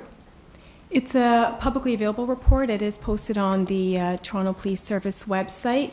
I don't know, I personally don't send it directly to the schools, but it is publicly available for all community stakeholders and anyone to review. Okay, so my last question is, when we get to graffiti, I know that I personally get calls from my constituents and I report them to the local division. That's never been a problem. But is graffiti, though, when you report it, it's not necessarily hate crime, some of them, because they're mostly gang-related, right? And if you call the police, they know by the tagging of the graffiti if it's related to a certain gang in the area. Am I correct on that? That's correct, yep. Yep, the idea of graffiti is an advertisement to show your name and your support for... So that wouldn't be a hate crime, though? Wouldn't that be criminal? No, we wouldn't No? consider it a hate crime. It's still criminal because, if they're committing a mischief to property to put their gang name and gang symbols out there, but we wouldn't consider that a hate crime. It would be classified on the specific language and symbolism, or the symbols that are being displayed. We would look at, consider whether or not it is hate motivated, but we'd also look at, is there a specific holiday, what time of year is this happening, and reasons why that particular symbol is being displayed, and the location of where it's being displayed, whether it's a commercial building or whether it's on a religious temple or another structure that's used by an identifiable group, such as Canadian National Institute for the Blind or something like that. Yeah, so I had one in my ward a few weeks ago in a mosque in my ward. And so the police were called in, and that was right on the building of the mosque. Okay, well, thank you for your answers, and thank you very much for the report. Thank you. Thank you. I believe Ms. Spencer has one more question. Great. Yes, thank you very much for the report. It's quite informative. My question is on the online occurrences. Do you have any data on that, with the rise of online occurrences that's happening? Do you have any information on that? Versus, what you've stated here in the most commonly reported hate crimes, location, and offenses? So in terms of online hate crime reporting, we see that the numbers have gone towards the upward trend. And in types of crimes that we're looking at, during the pandemic specifically, we saw a lot of Zoom bombings. So it was meetings where people were gathering virtually that were being interrupted with hateful language or videos and that, things of that nature. We're not seeing so much of that anymore as we're coming out of the pandemic. What we're finding now is messages, chat rooms, like public chat rooms, or messages where people are sharing their hateful views and making racist or other sort of derogatory comments, obviously coupled with a criminal offense. So those are the type of online cases that we're looking at. Is that the question? Yeah, it does. And then what is response? So how are we responding to that? Well, those would be criminal investigations. So we would conduct criminal investigation. There's a number of challenges when we're looking at online investigations with respect to proving who it is that is behind the computer. And then the police would be required to obtain authorization to get further information from the service providers and so forth. But at Intelligence Services specifically, we have a cyber unit that engages in these kinds of investigations. And so we have very deep connections with agencies throughout Canada, but also in the United States, that allows us to share information on individuals so that when we do go about our work trying to identify who's behind the keyboard, we have had some success in that area, and our partnerships really do help us with that. So if we see online hate posted, if it's a U.S. platform that's hosting it, we can reach out to our FBI partners. They can help identify IP addresses, things like that, then send it back to us. Then we can do our due diligence on our side and try to identify people. It's not, as Detective Bisla has referenced, it's not always easy, but we do have success in this area. So we're grateful for those that we do. Okay. Thank you. Sorry, can I just add to her question? I'm looking at the charges laid by offense type, and there isn't any online offenses that are charged. So is it that it's not tracked in this list in particular, or that, I guess, harassing communications that could be online? Communications could be online, yes. But there's no, uttering hate, propagating hate online. It must be very hard to get to a charge in those instances, or would they just not be tracked here? I think we just didn't delineate the data that way, but if that's something you're interested, we could probably look at segregating the data out to what was an online. Right. Well, this is very specific, choking, robbery, so. The harassing communications would be in reference to online communications. Those charges are not frequently laid because of the challenges that come with them. Okay, thank you. Yes. I believe that's it, and I really thank you for that excellent presentation. I hope we are on a downward trend in some of the areas and targeted groups, but thank you. That was very insightful, and I appreciate you coming. Thank you. Thank you. The next, with respect to hate crime, we have a deputation. Derek, I understand you're ready to speak. Just so you're aware, Chair Morgan, now that you're the chair, you might want to check out the definition section in Chapter 27 of the Toronto Municipal Code, which defines chair as the person presiding at a meeting.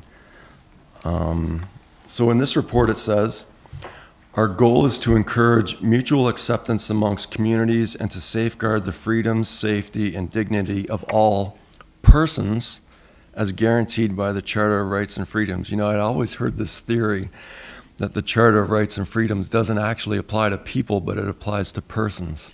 So, I know Chaplain Wendell Gibbs would probably approve of these two passages from the King James Bible. Romans 2:11, for there is no respect of persons with God. And James 2:9, but if ye have respect to persons, ye commit sin and are convinced of the law as transgressors.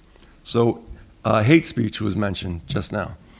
And I've read recently on Twitter about anti-hate speech legislation being passed, I think, in Ireland, which has led, the commentator said, to nothing but a greater violation of freedom of expression in general. So I just wanted to read, again, the case law and what I've come across on hate speech.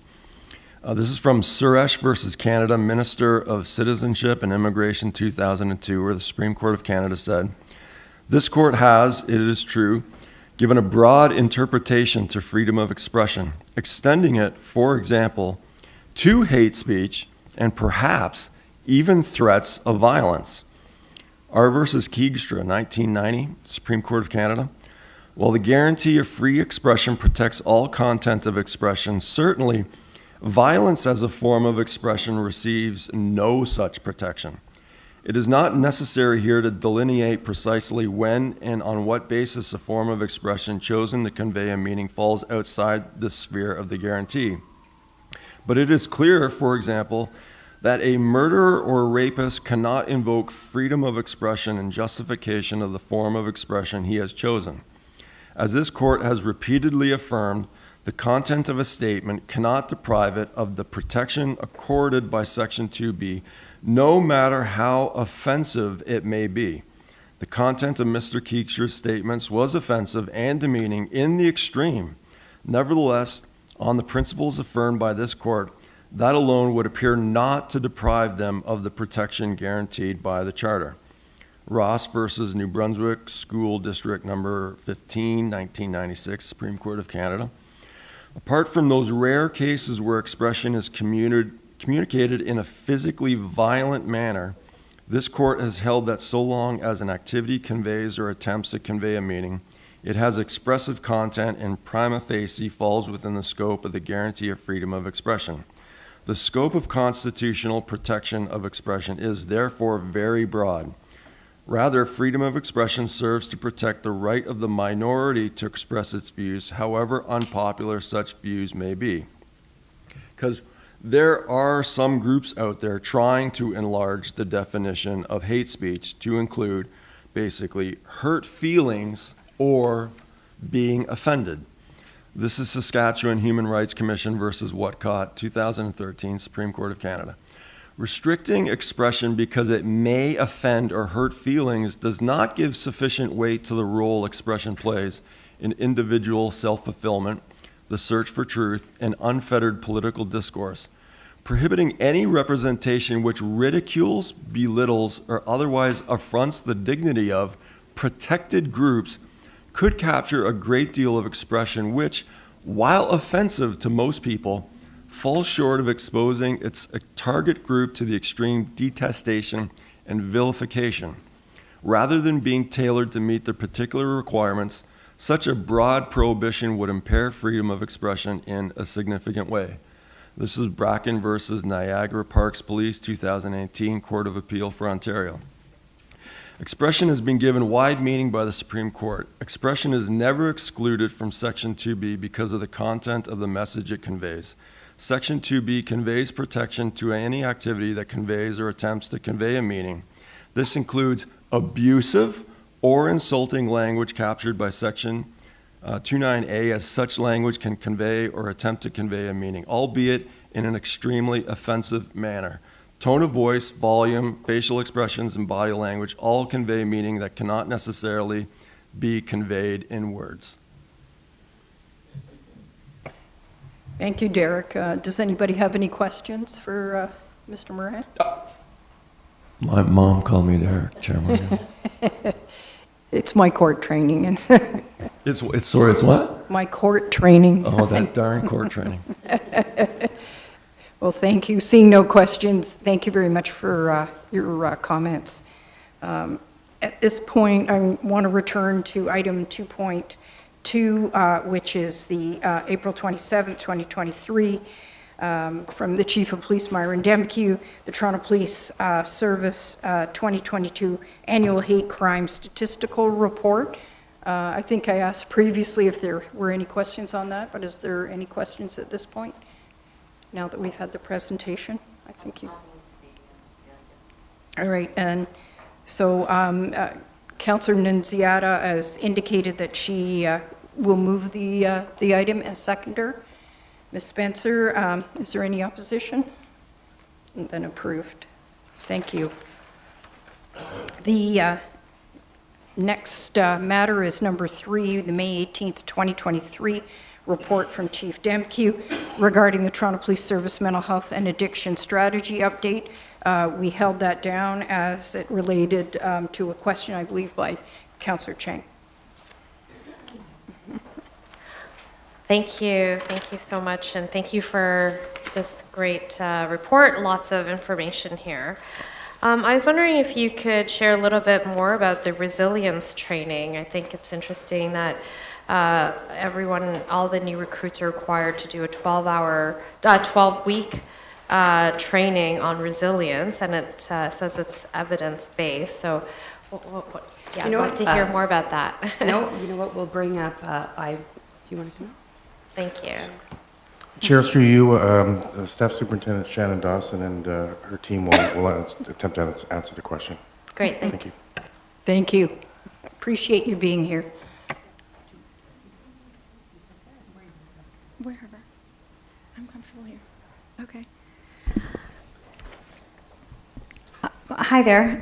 So we are one of many services and organizations across the country who have adopted the Before Operational Stress Training for members. It's a program that is, we've spoken before, I think a little bit in some of the other presentations for wellness about this, but essentially it's a clinician-led training that is evidence-based, evidence-informed, heavily researched, through CIPCERT, and is being delivered through Wayfound Psychology, and also has a partnership with Wounded Warriors.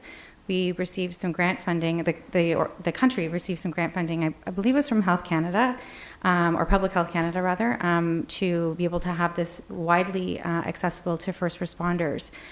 So the Toronto Police was among many that have implemented that, and the feedback that we've received so far from that training has been very positive. That, albeit lengthy compared to some, quick kind of training for members, it's been well received. So what we have also done with that is really try to find ways to embed that resiliency training effectively into the early career and with the recruits. And so we're working with our colleagues at the college to embed the before operational stress training for all new recruits moving forward, so that we don't sort of experience a one and done for a moment in time with that training. And then beyond that is also to take some of that curriculum and kind of continue to thread that through programming that we have for members in the early part of their career, within the first couple of years of their time being deployed. And we're looking at ways to kind of create booster programming with the organization that developed that in the first place. So it's we're very excited about it. That's great, because resilience is definitely much needed in such a high pressure job. Mm-hmm. I'm looking at the early career program, and it says that every new recruit gets 1 hour of mental health mandated 1 hour time with a mental health expert, and it sounds very low to me. And as somebody who has watched an arrest and the resulting escalation between the person being apprehended and the police officer, it struck me that some therapy and self-awareness sometimes could really be a great tool for de-escalation. That when you don't take things personally, that is very helpful towards the escalation. So if people are only getting 1 hour, that's a drop in the bucket on the pathway to self-awareness. So I'm just wondering, is there a possibility that could be expanded so that people do go through a process of self-awareness that would help in the de-escalation area? So the short answer is yes, we actually are revamping the early career program to expand it. We've identified that 1 point is not probably enough, and so looking at multiple ways in which we have our early career members have access to many different areas of kind of, I wouldn't say therapy, I would say just increasing their own resilience, their own awareness, and making sure people know what the tools are to identify how they may be feeling, as well as finding, having comfort and knowledge in how to help seek when the time is appropriate for them. We'll be happy to provide more information on what that looks like over the course of time. But I will say that we really do agree with you that we really see the early career as a very strong opportunity to kind of shift the way that members are able to experience the inevitable trauma that they are going to experience through the life of their career, and hopefully not eradicate that, but maybe decrease the impact that it may have over the course of time. If I could just follow up through you, Chair. So the early career program is focused on those that are just starting out. I would see that as the minimum that they have.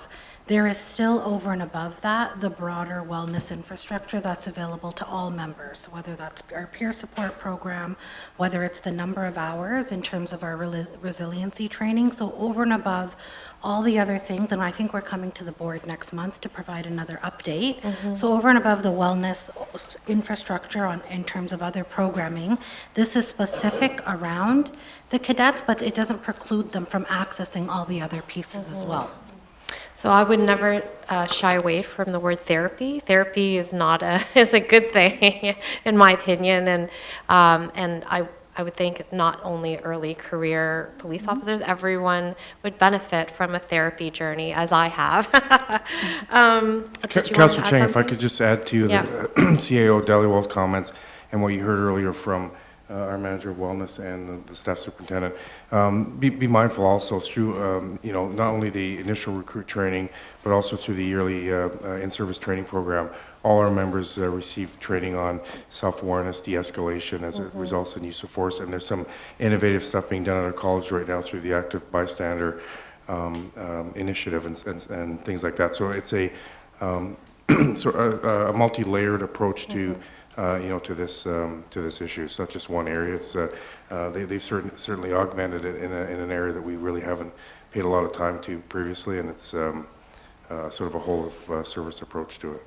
Thank you. And I'm just wondering if there's any, data being collected with regard to mental health and addiction as it relates to the unhoused.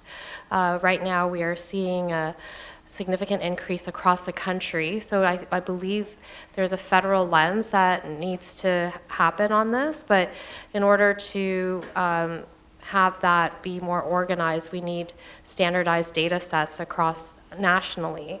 So I'm just wondering if the police force is collecting data around mental health and addiction issues as it relates to interactions with the unhoused.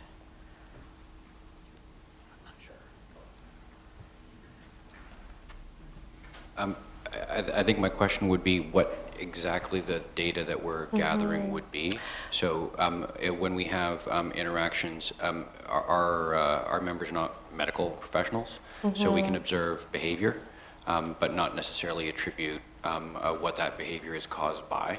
And so that is often an apprehension where we bring the subject to a proper healthcare institution, and they do the medical work, where the data on what exactly is driving the behavior would be determined.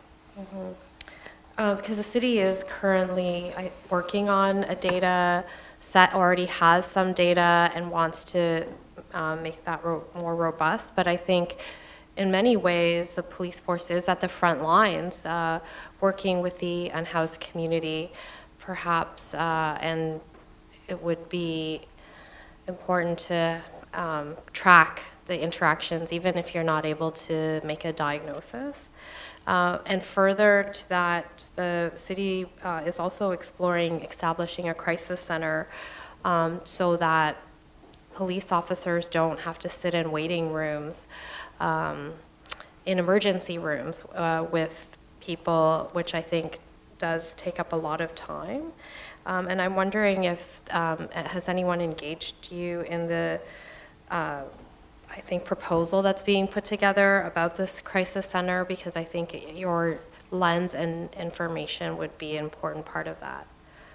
So yes, we're in contact with public health and also through the SafeTO program, bringing these pieces together both for analysis and for action around referrals and bringing that insight together. So as I was saying, we observe behavior. And that is documented, recorded, and we have a relatively rich data set around that, and sharing that analysis with the city in order to build those programs and build those collaborations with the crisis team, as well as mental health call diversion work. Great. And I just have one last question around the mobile crisis intervention team. Is there, I see that the hours of operation are 9 a.m. to 11 p.m. and then one's from 1:30 to 11:30 p.m. And I'm wondering, sometimes these crises happen overnight. Are these hours aligned with when crises tend to happen, or is it more about the capacity of the partners to be able to be present during these hours? So the answer to your question, Councillor Cheng, is the second part. We're limited by our partnership with the nurses, but what we've done aside from that is train sort of divisional crisis officers on each shift so that they can respond. They have some additional training, not up to the same level as the MCIT, but they're able to respond with some training to help solve that situation outside those hours. But really, we're limited by the partnership. Is there any data that exists that could help us see that, like, how many missed opportunities we have overnight because there isn't a mobile crisis intervention team available? I think that would be very important, because perhaps part of the problem is resource allocation. Overnight staff is expensive to resource, but certainly if it's clear that there is a gap and it's needed, that would help inform funding decisions. I'm sure we can get that. I'm not sure if we actively track that, but remember that not all calls for mental health crisis would be appropriate for the MCIT team. There are some things that are outside that regardless. There may be a mental health component, but it's just not safe to have that team attend, right? So it would be ideal if we could have 24/7 coverage, but like I said, we're limited by the partnership. I'll let the CIO comment on if we collect that data, or if, We collect the data that would allow us to make an approximation of the opportunity, but for the reasons that the deputy was pointing out, that we can't actually know in each case whether it would have worked. And also, there's also opportunity just in having more MCIT teams on the road, even for the hours that we do cover. So we have what I would call a stockout situation. We have a demand, but we don't have the supply, and those occur even when the MCITs are active. So the solution we have right now as a stopgap is to have half of the team, so the specially trained officer without the nurse, is still available to direct to some of those calls. It's not as effective as having the team together, but it's better than an untrained officer or a standard response. So we are leaning into it in that way to try and make the change. We are dependent on staffing and resourcing the nurses. It's a tough job, and doing that through the middle of the night is not everyone's cup of tea. Can I request that kind of summary to look at the gaps that are happening overnight with potentials, obviously recognizing not every case would be referable to the MCIT, as well as the gaps that are happening even when it is staffed, because I think that would be very informative for us. Yeah, we can put that together. Thank you. And one just final note, Councillor Cheng, we have engaged, and I had to look up the specific title for Minister Tabolo, discussions with him around, helping to fund that program and expand some of the resources we have, including, looking at the issue of our officers spending hours and hours and hours sitting in healthcare facilities waiting for patients to be seen. Wonderful, thank you. Thank you, and thanks for all your responses. That was very helpful. I'm sorry. Okay, I just have a last one.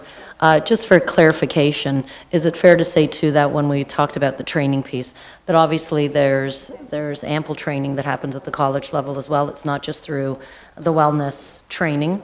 It also, there is definitely a lot more substance and training within, even throughout our MHAP, our board committees, and also the consultations that go back and forth even with the college. Within that, is it fair to say that there's also a lot more substance and a lot more quality, not just past that hour of within the wellness center, that the training piece for all new recruits and also existing officers is happening at the college level as well, plus professional development throughout the course of their jobs, obviously. Yeah, I think that's a very important clarification to make. Over and above the wellness support, the Toronto Police College curriculum, which is the standard curriculum that everybody gets, there is a heavy emphasis on de-escalation and relevant training around mental health. That is annual refresher training, so updated scenarios in addition to as part of their cadet program. Some of the resilience training that the wellness team was talking about, that would actually take the BOSS program would take the training from what would be 90 minutes to almost a full day in a cadet setting, over and above the mandatory early career portions of it. So this is through a life of an officer, they are getting it in very different, in all through the college as well as from a day-to-day standpoint. I just wanted to also provide a quick clarification from a resource allocation standpoint. The important thing to also know is our nurses are actually funded through the province and through the hospital, so it's not necessarily a city allocation constraint. It is something we have to negotiate and work with the province on.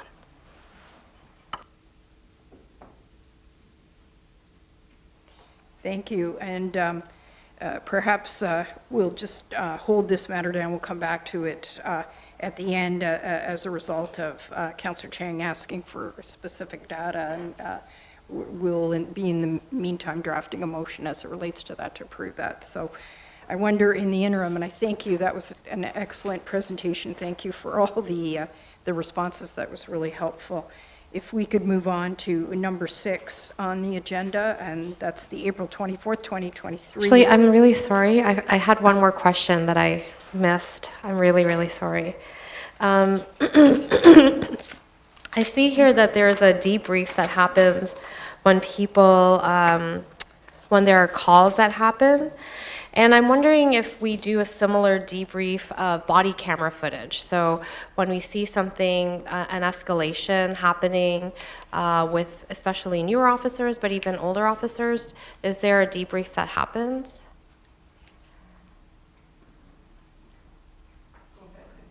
Councillor Cheng, yes, we have a mandatory review of body-worn cameras when use of force or any interaction like that occurs. So we do review it. So when I say review with the officer to analyze what's happened, break down what's happening. Depending on what's in the footage, for sure. That's part of the process. Okay, great, thanks. That's it. Sorry. Just a comment, and Acting Chief Johnson, correct me if I'm wrong, but I believe last year with the presentation on race-based data and the use of force that with Chief Raymer, there was a movement towards looking at all the body-worn camera footage with, where there's been a use of force report put in and looking at it, but not only looking at it and looking for incidents, also with a view to future training at the police college level in order to sort of mediate some of what they may or may not see as emerging problems and to enhance training. You are correct, Chair. That is exactly what's happening. Thank you.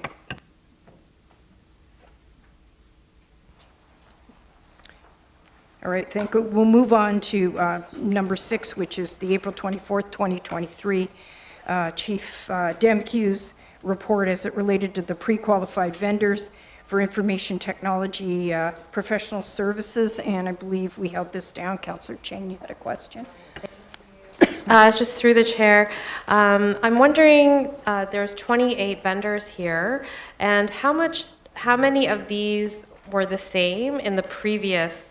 Was there a similar pre-qualified list from up until June 1st, 2023?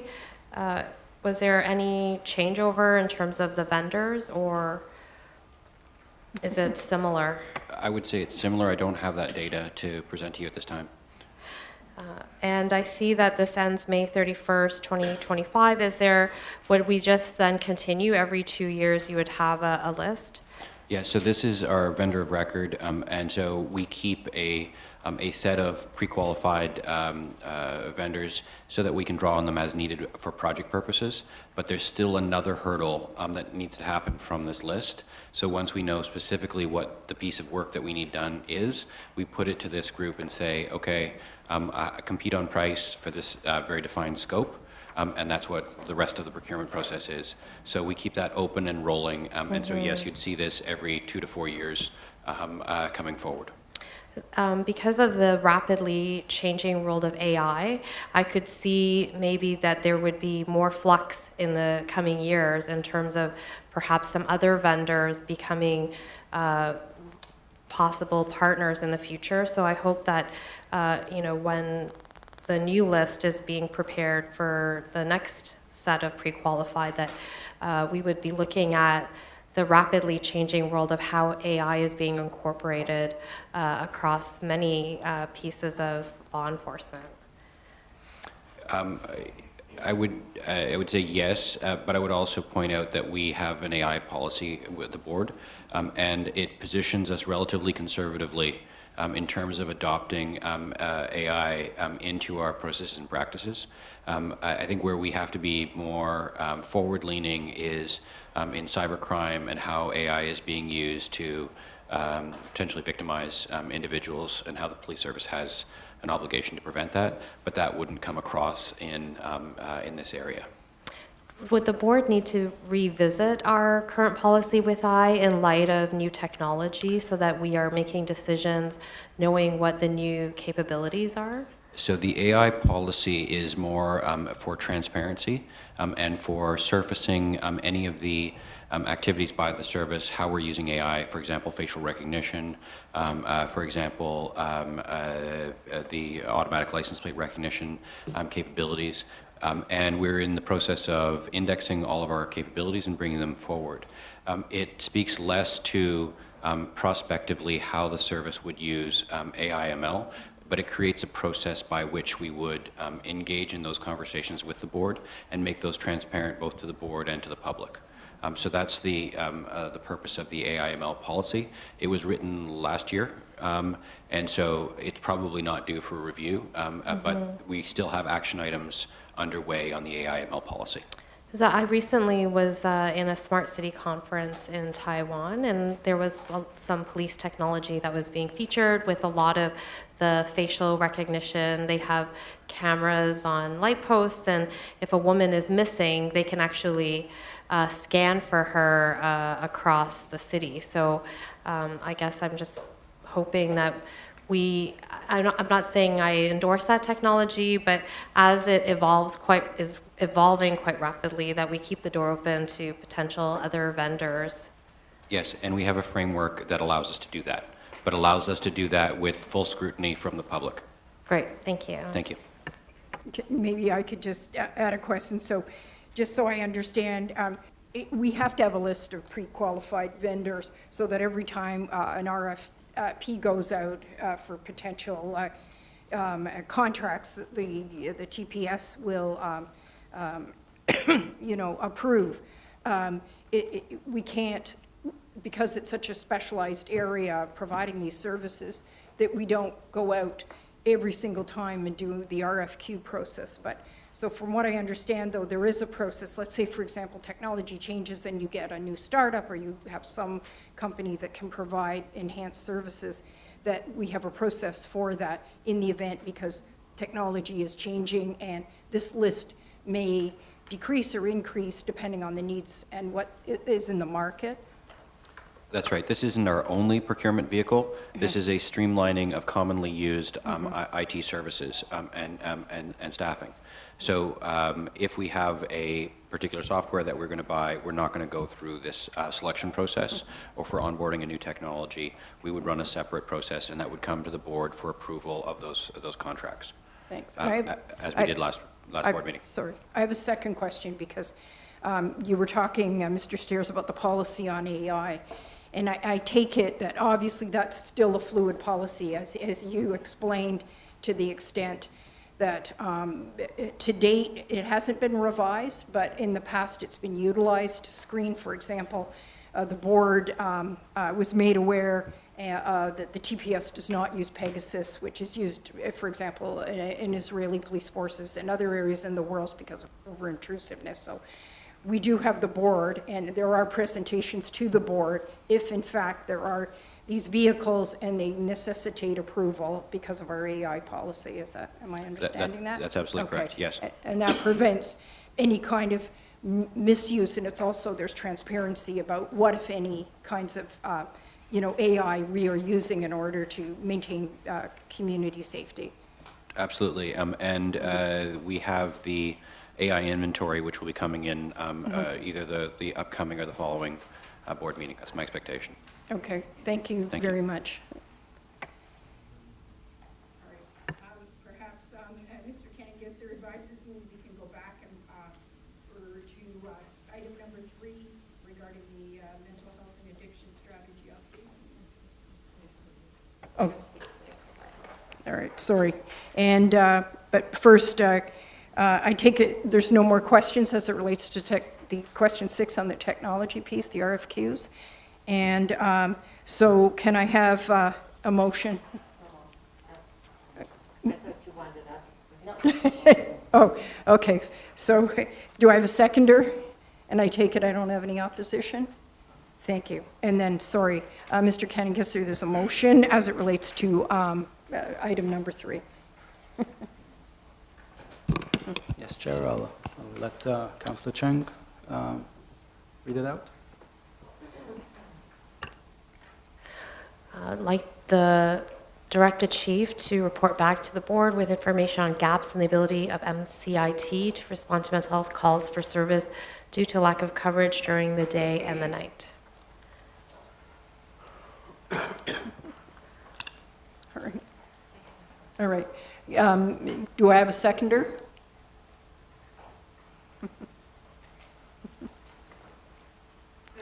I'm sorry, Councillor Crisanti. Are there any opposed as it relates to this motion? All right, thank you. So approved. Sorry? All right. All right, yes, sorry. Item number 3 now as amended as a result of the motion and the questions raised by Councillor Cheng. Thank you. Okay. And, all right, thank you, Ms. Kisaka, seconder. All right, moving to number 7, the May 18th, 2023 report from Chief Demkiw as it relates to the request for funds, the annual community events 2023. And we have a deputation from Mr. Morin, Derek. He's our good friend. I just want to say by me speaking at this meeting, this shall not be deemed to be in any way my consent expressed or implied in doing so is fraud. God bless His Majesty the King and long live His Majesty the King. And if I've ever led this board to believe in any way that I am a person, as mentioned in the definition for deputation in this board's bylaw definition section, then that would be a mistake, and that I ask this board to please forgive me. So I have some objections regarding this item because I feel that there's been misinformation shared in the report. So in this report, it says, in 2020, COVID-19 became a serious public safety issue, and Ontario first declared an initial state of emergency on March 17th, 2020.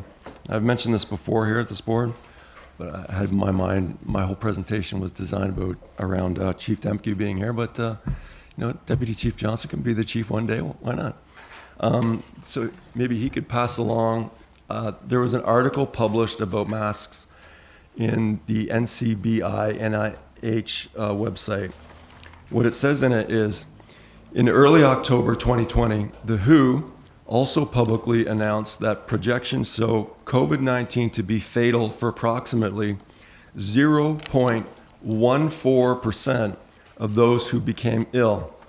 And that's compared to 0.10% for endemic influenza. Again, a figure far lower than expected. Now, I don't have a calculator with me, but 100 minus 0.14 comes out to 99.86%.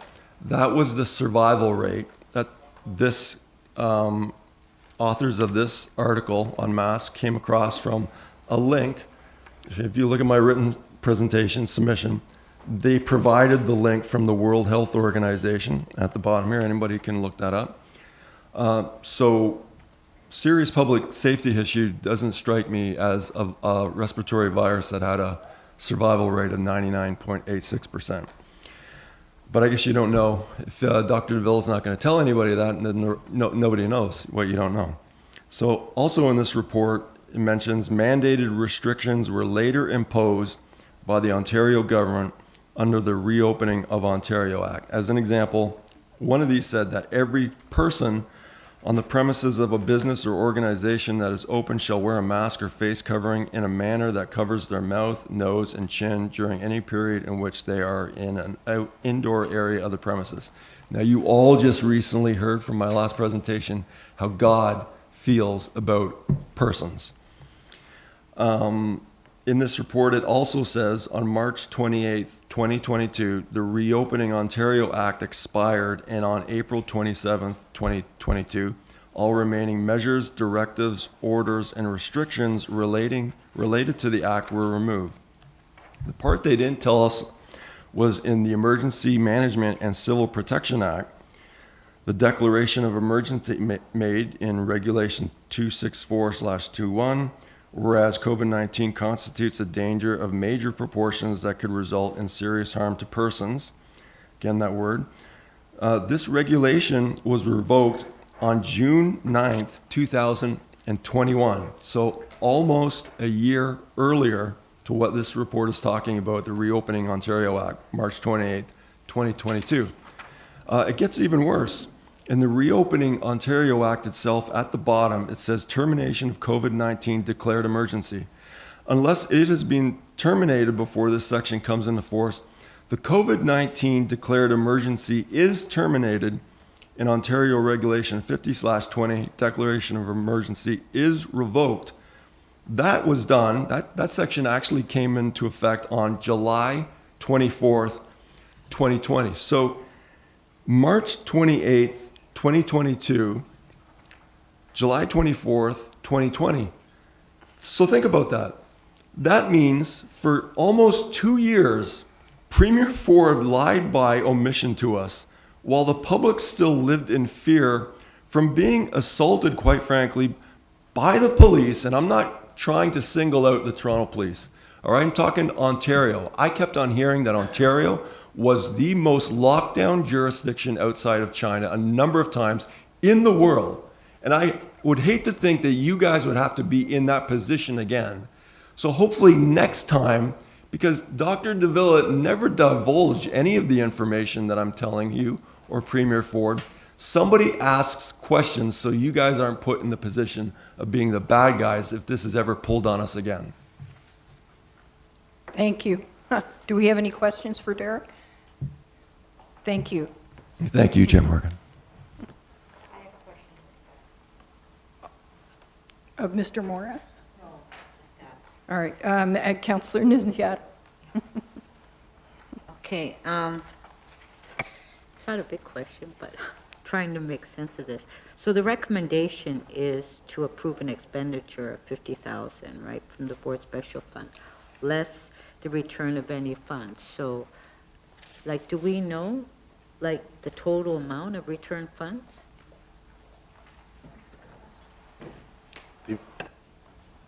Like, it looks like everyone is returning funds. We have So Superintendent it won't be 50,000, right? We have Superintendent Okay. Papazuski from our Community Partner Engagement Unit here to answer that. So it's just like, I was Thank trying to you. make sense of the report, and if you can just explain it. Thank you, Councillor. For many of the events, the total funds weren't used. So on each of the pages for the amounts that were allocated for those events, it lists the amounts that were returned. So I do have that number, but I don't have it with me right now. I can look it up and give it to you. Okay, so then the recommendation is not 50,000, because we don't know what the total return funds, right? So the recommendation at this point is 50,000, and we expect that we would use the total funds. But If those are not used as prescribed, we return them back to the board. Okay, so there will be, we will be getting another report back on the total that was returned, right? Yes. Okay, thank you. Thank you. Thank you. Mr. Councillor Chang, you had a question? You know, we're at a time when we're really wanting to build really good community relations, and I also understand we are in a difficult fiscal reality, and I'm just wondering why there is a continual decrease over the last few years on the investment in these events. As someone who attended the Asian Heritage Month, I can say I appreciated that we're investing in community relations, and so just wondering. If I can answer this. The request comes out of the special fund of the board, and in light of the pressures on the special fund, especially given COVID, which basically eliminated any contributions into the fund, the board has asked the service to limit the request this year, and we hope that we'll be able to go back to normal amounts in future years as the special fund is replenished. And who funds the special fund? Where did these monies come from in the past? Special fund comes from proceeds of crime, all sorts of things that are being confiscated, or not confiscated, but stolen things that can't be returned to their owners, and they're sold, and all these proceeds by legislation become the special fund of the board, and the board may distribute it for whatever cause for the benefit of the public. So less cash was confiscated during COVID, is that what I'm hearing? It's not necessarily cash. Right. It's a lot. We had fewer opportunities to sell, to auction it out. I can support the response. So the primary deposits that go into this fund are stolen bikes that then, when unclaimed for a certain period of time, do get auctioned, and then those proceeds go into the special fund, as well as unclaimed funds, money, and so on. There's a period of time, though, that you have to wait before we can actually turn that over to the reserve. And so certainly the impact of the pandemic would have been our ability to find who those owners are, make those efforts to make sure we return everything we can. And so that would have been the reasonable delay, like many other processes, in terms of why there would have been maybe an initial drop, let's say, in the deposits into that fund. We are anticipating, and we're seeing it early this year already, that as that the ability to auction and the ability to return things is increasing, so the overall health of the reserve, we anticipate, will improve over time.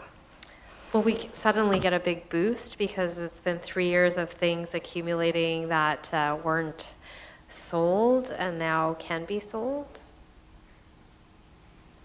I don't have visibility into the actual backlog. I don't anticipate that it's really a big windfall sort of scenario. We make every attempt to usually return the property back to the owner. Well, I'd love to see us continue to invest in a meaningful way in this initiative, because I do think it's important to build positive bridges with the diverse communities. Thank you. Thank you. Chair, if I may. Councillor Crisanti. Yeah, thank you, Chair. Yeah, I too would just want to highlight the importance of community engagement and how fundamental it is to contributing to community safety, building relationships. So we all know that. I'm just, repeating what I think everybody knows, and a bit discouraged that we're not investing as much in 2023. I got some answers to my questions, but has this ever been funded from the budget directly, or is this only from the special fund reserve fund that you just indicated? These events specifically are through the special fund. That reserve is the guiding principle around the special fund is Okay. around community engagement and collaboration. But I think it's important to know that over and above these events, there is an entire community partnership and engagement unit whose mandate it is to do Yes. that. And so certainly we can shed some light, I think, through Superintendent Yeah, I was going to ask Papaziewski that on because we have through There's our much community. more other things Yeah, that through our we do community as a policing service. program and everything else, there's a Yes. lot more because I see officers always engaged. They're phenomenal Yes. at engaging with the community. They're doing it now already. They attend events. So Yes. that part is happening. This is this is an effort over and above Yes. what we're currently doing. Yes, our base operating budget already covers the entire community partnership and engagement unit, the NCOs, all of the staffing and programming that they carry Yes. out. The majority of that is covered through the service. This is over and above that is Then I feel better attributed to for the that. special And I'd fund. love to hear what the officer has to say too about that. Well, certainly what the CAO has said, yes, we do have funding within our budget, and we also have grant funding in specific areas. The CSP grant, where we engage with the community as well, with our NCOs and one-on-one in specific communities. Okay. So these are relative to annual events. All right, so you continue to engage with communities, you have the ability to do that, the funding, and like up in my area, I have a number of events. As councillors, we all have events, and for the most part, I think every single time we want participation, and we want to partner with Toronto Police as well at these events. And so far it's been great. We've never had an issue. That will continue.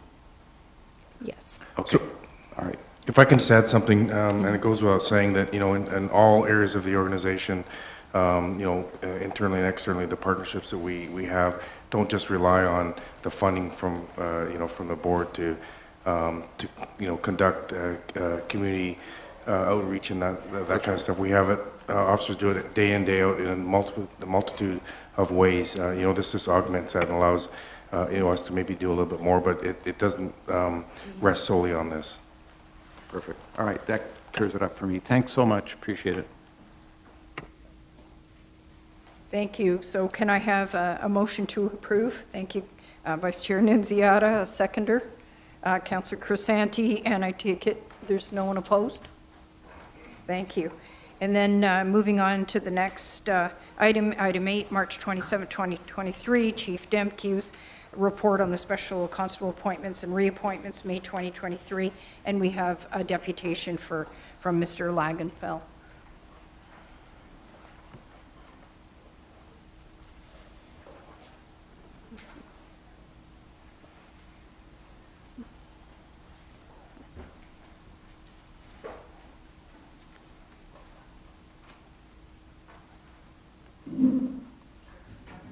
Thank you, Chair. Problem on muting there.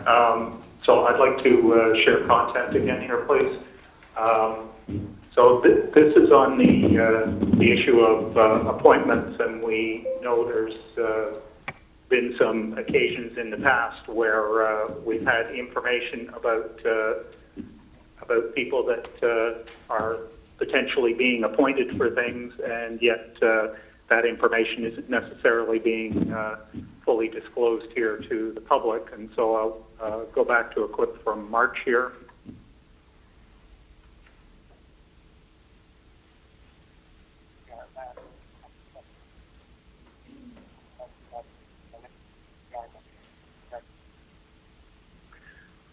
And so as we see there, again and again repeated, that it's a question of, well, something's on the public record, and I guess then it's supposed to be the public's responsibility to go looking and find these things out. And so, just looking through a few of the names here on the list of special constable appointments, one of the names here is reported to somebody that was involved in violence in a bunch of Iranian protests. There's somebody else here who's actually listed in obituaries elsewhere, and that's only checking a few of these dozens of names. And of course, this goes back to a serious situation, an ongoing problem where obviously The public has to be able to trust that the service is going to report when there are issues related to some of these people and when they have knowledge, having done background checks or whatever the case may be. And so we require some assurance that the public is actually, and the board obviously, is going to be informed when these kind of issues are raised, and that we aren't simply going to be told, oh, well, that's a matter of public record, and I guess the implication being that we should have gone and we should be doing research on all these people that are being listed as potential appointees. So that covers that on that issue. Thank you. I reserve the remainder of my time. Thank you, Mr. Langenfeld. Perhaps put it out for questions, but perhaps maybe I see Acting Chief Johnson might be able to address some of your concerns as it relates to individuals you've commented on being appointed Special Constable, and maybe Acting Chief Johnson will tell us a little bit about the screening process such to alleviate your concerns. Thank you, Chair. Mr. Langenfeld, Okay, hold on. Sorry.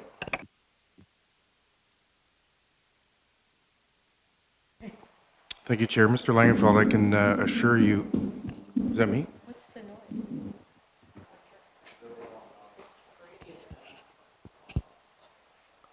Sorry, it's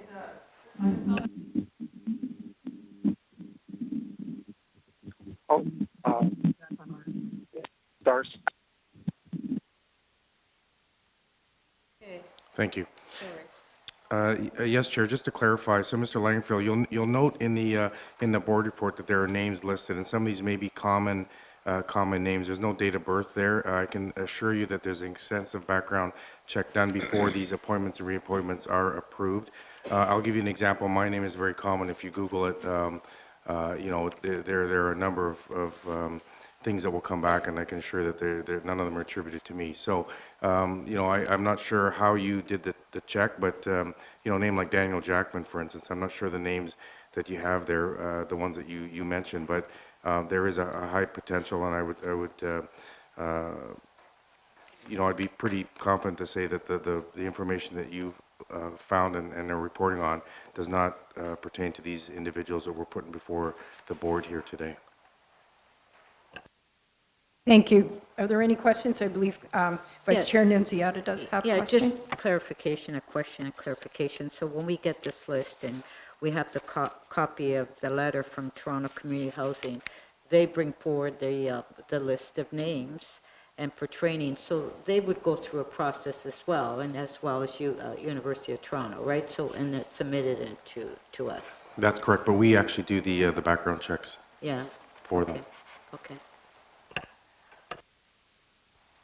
I appreciate that, Acting Chief there, but of course that's the issue where we've had the service saying that, well, it's public record, and therefore I guess the public is expected to figure out what's happening. So this is why we can't have situations where the service is saying, well, that's something that's public record, and that I guess we're supposed to find out. That, of course, is in relation to the individual that was appointed to the professional standards review. So, thank you. Thank you. Are there any more questions? Thank you. Yes, we are. Special Constable. Yes, could I just ask, how will they be deployed, these additional constables?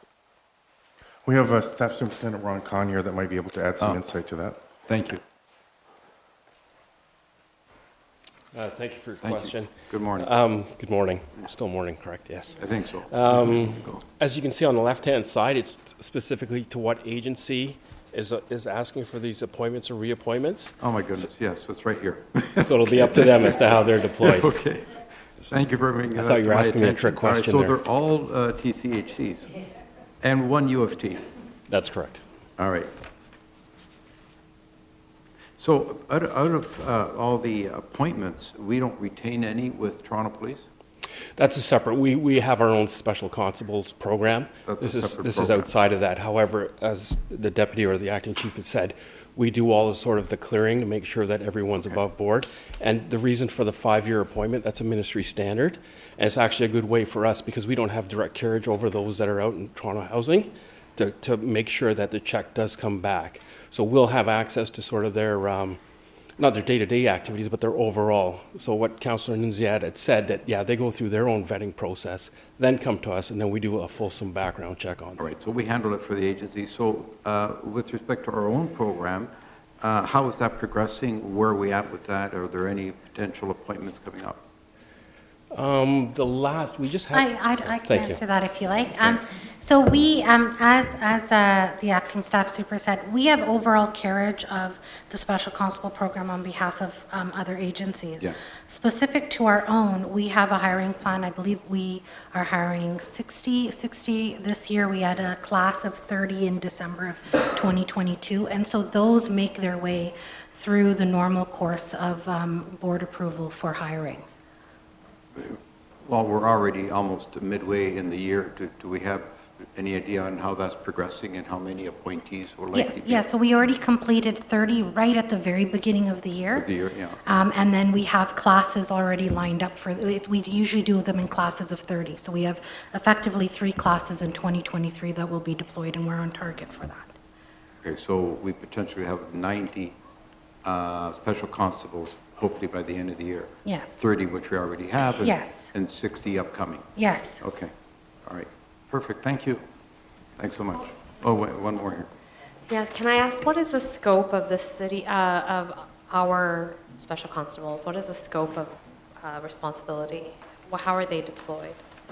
There's 2 sort of categories. We have ones that work in our court services, and that goes anywhere from sort of prisoner transportation, fingerprinting, it's a variety within courts. And then we have our district special constables that assist in the divisions outside of sort of the courts. So every day, so they could do traffic directions, hold scenes, gather evidence, that type of thing. I'm sorry, I missed what you said. Traffic and what else? Holding scenes. Holding scenes. Yeah, so if there's a criminal activity, let's say, for example, the graffiti, so they could tape a line across the area until someone could come and actually take photographs, catalog it properly, and then take the crime scene down so that evidence doesn't get tampered with during that course of the investigation. Yeah, I think just to add, the design of, so the special constables, the general special constable program is actually now what we're launching, which will allow the court officers that are really there for court security and prisoner transportation to be part of the overall team that also provides frontline relief at the divisional level. And so now it's, we actually have the second class that's already at the college. That is the new design where we can maximize mobility and deploy them in order to relieve the front line and improve sort of the response rate. And so whether they're deployed at the division, and as the acting staff super mentioned, it's everything from administrative work to interviewing, to protecting crime scenes, to any number of things where an officer isn't necessarily required. And if I can add, not to forget the important role of relieving uniformed police officers at hospitals. Yeah.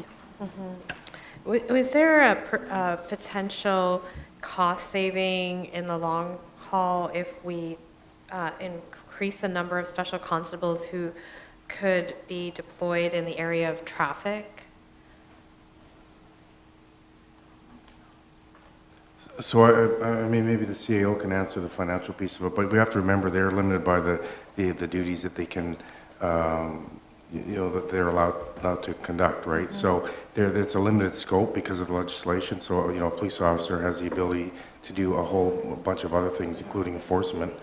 So you can never replace one with the other. You can always augment, and that's what we've done with our program to make sure that we can relieve uniformed police officers at specific situations where the special constable's duties allow them. And I have one last question. What is the percentage of special constables, both internal and external, that go on to become officers? Has it become a pipeline for us of people who want to become police officers? Yeah, so I think between the parking enforcement officer as well as the special constable, approximately 20 to 25% of our cadet classes are made up of these internal upward movements, and it is one of the differentiating factors for Toronto Police, as we do have many career opportunities, and it's also a funnel into those programs. So if we do have a really good candidate that maybe just might not be ready to be a cadet, often that is then a discussion to say, would they make a really great special constable as a starting point? Thank you.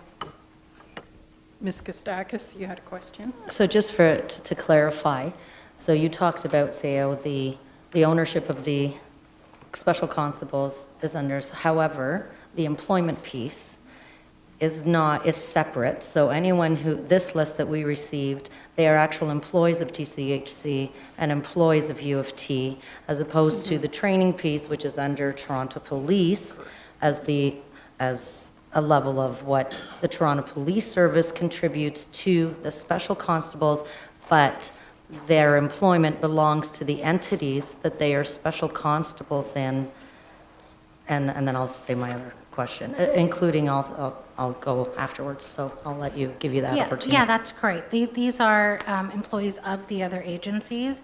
We have carriage around the standards and kind of the QA of the actual program itself from a training standpoint. And then with that, they're deployed to the different areas. Just like yesterday when we had the graduation of auxiliary, they also have the opportunity to become police officers as they move down the road. So those career opportunities are there.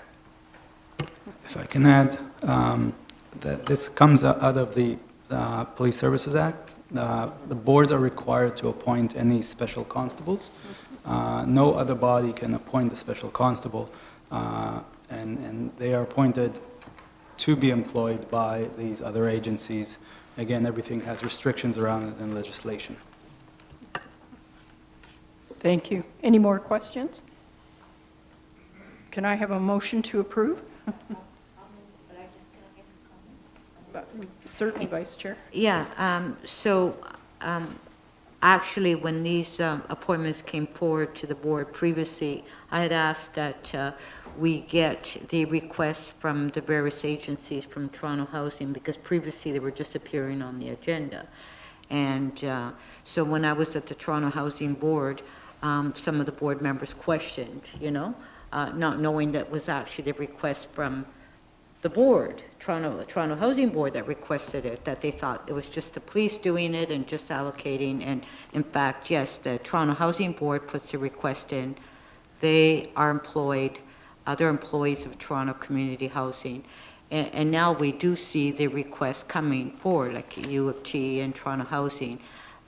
They have the funds in their account to cover the special constables, and so that's it. But they're trained, when they're trained, for example, at Toronto Housing, if there's an incident at a Toronto Housing building, they always call the police, because they're not trained to, do policing. They're, they're more like security in some of these buildings. So I just want to make that comment, and I will move the recommendation. Thank you. Can I have a seconder? Councillor Crisanti.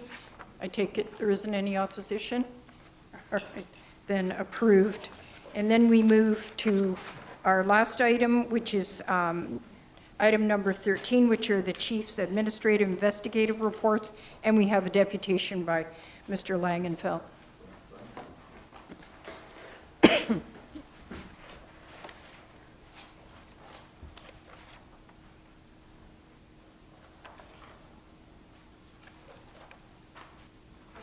Thank you, Chair Morgan. And just on the special constables issue there, do keep in mind, of course, that those are basically law enforcement that don't appear on the police budget of $1.16 billion. And of course, those are also people enforcing the law that aren't subject to any of the oversight of things like the OIPRD and the SIU. They are strictly accountable to the police department. Moving on to the chief's administrative investigation reports here, I'm looking at the first one in the bunch, which is 2021.54, which is the police officer that has been charged with, by the SIU, with 1 count of manslaughter and 1 count of aggravated assault. And of course, we've seen in the last day or so the efforts of the chief and others have had some effects at the federal level, and they brought in differing options with regards to solving the problem of the bail hearing issues, and there's some differing opinions as to whether or not that would be particularly effective, but it certainly seems to make sense that keeping repeat offenders locked up is a good start. But it raises the question of, in this case of this officer that was charged, there is the other officer there that it seems the SIU hasn't chosen to charge, but who I don't see anything to dispute the allegation that basically he was involved in covering up a manslaughter and failed to report that committed by his fellow officer and hid that fact. And I take it that this officer is now, I hope he's not, or she isn't actively out there policing, but I understand, I guess they'll be subject to an internal disciplinary process. But I guess that's probably on hold until the trial of the manslaughter and aggravated assault trial of the other officer takes place. So I guess for 3 or 4 years, or however long it takes, we'll be looking at paying both of these officers to sit at home and do nothing. And so my question is then, and unfortunately the chief isn't there to answer, but maybe the acting chief will know, or are there any steps being taken to similar to as was done with bail, and maybe get some effects happening there, trying to get the province to change the law so that the service and chief or whoever it may be can look at dealing with these officers that are involved in crime and suspend them without pay, and make sure that, for example, if they're involved in covering up a manslaughter, we're not paying them to sit at home for years on end while the manslaughter trial of their partner takes place, and then another year or 2 for the disciplinary hearing to take place. So it could cost us easily $500,000 to pay this individual to sit at home before we're able to fire them. And these kind of issues, we've seen so often recently officers being killed, and I think part of that is the public, certain members of the public, and their lack of trust and faith in the police department. And I'm assuming the officers probably don't hear it, and maybe the members of council don't, but certainly the rest of us in the public hear people saying how the police are really the bad guys, and it's up to the public to sort of, I don't know, the theory being that they're somehow justified in hating the police. And, it's tough for the rest of us to kind of turn around and be able to say, well, they're not all bad, and, well, sometimes they get held to account. And so it really comes down to, we need to see police accountability in order to restore the higher standard and the credibility of all the police officers out there, because unfortunately it is invariably, we see it's the good officers that are suffering at the hands of the damage to the reputation of the service that happens as a result of these bad officers that are involved in crime or that are covering it up. And I truly believe that if we can address some of that and improve the accountability, we can hopefully try and improve the circumstance and safety of police officers out there, as well as our overall community. Thank you. Thank you, Mr. Langenfeld, and thank you. You've raised a number of really important points, I think, as it relates to this particular report. And Acting Chief Johnson, just like to make a few comments to address some of your kind of questions and concerns. Thank you, Chair. Mr. Langenfeld, so there's actually 2 parts to your question. First of all, I take exception to somehow the justification that we have officers who are under investigation or charged with misconduct or criminal offenses somehow justify members of the public using force or actively engaging our members, police officers in the province and throughout the country, and to result in death or injury. To me, that's quite the stretch that one leads to the other. Of course, public trust and confidence is always at issue, and we're always working towards that. But as you will know, because you've attended these meetings for years, that not only is the OACP made presentation to the province, this board specifically has written letters. It's part of the police reform, one of the recommendations, and our chief, our current chief, previous chiefs, and chiefs throughout the province have written to the government to allow the provision to suspend without pay in the new CSPA. So those things are before the government. We're waiting for the legislation to be passed, and very hopeful that that provision will be in there. But again, I take exception to the correlation between alleged police misconduct and the justification or connection with police officers' deaths or injury. Any questions as it related to this deputation?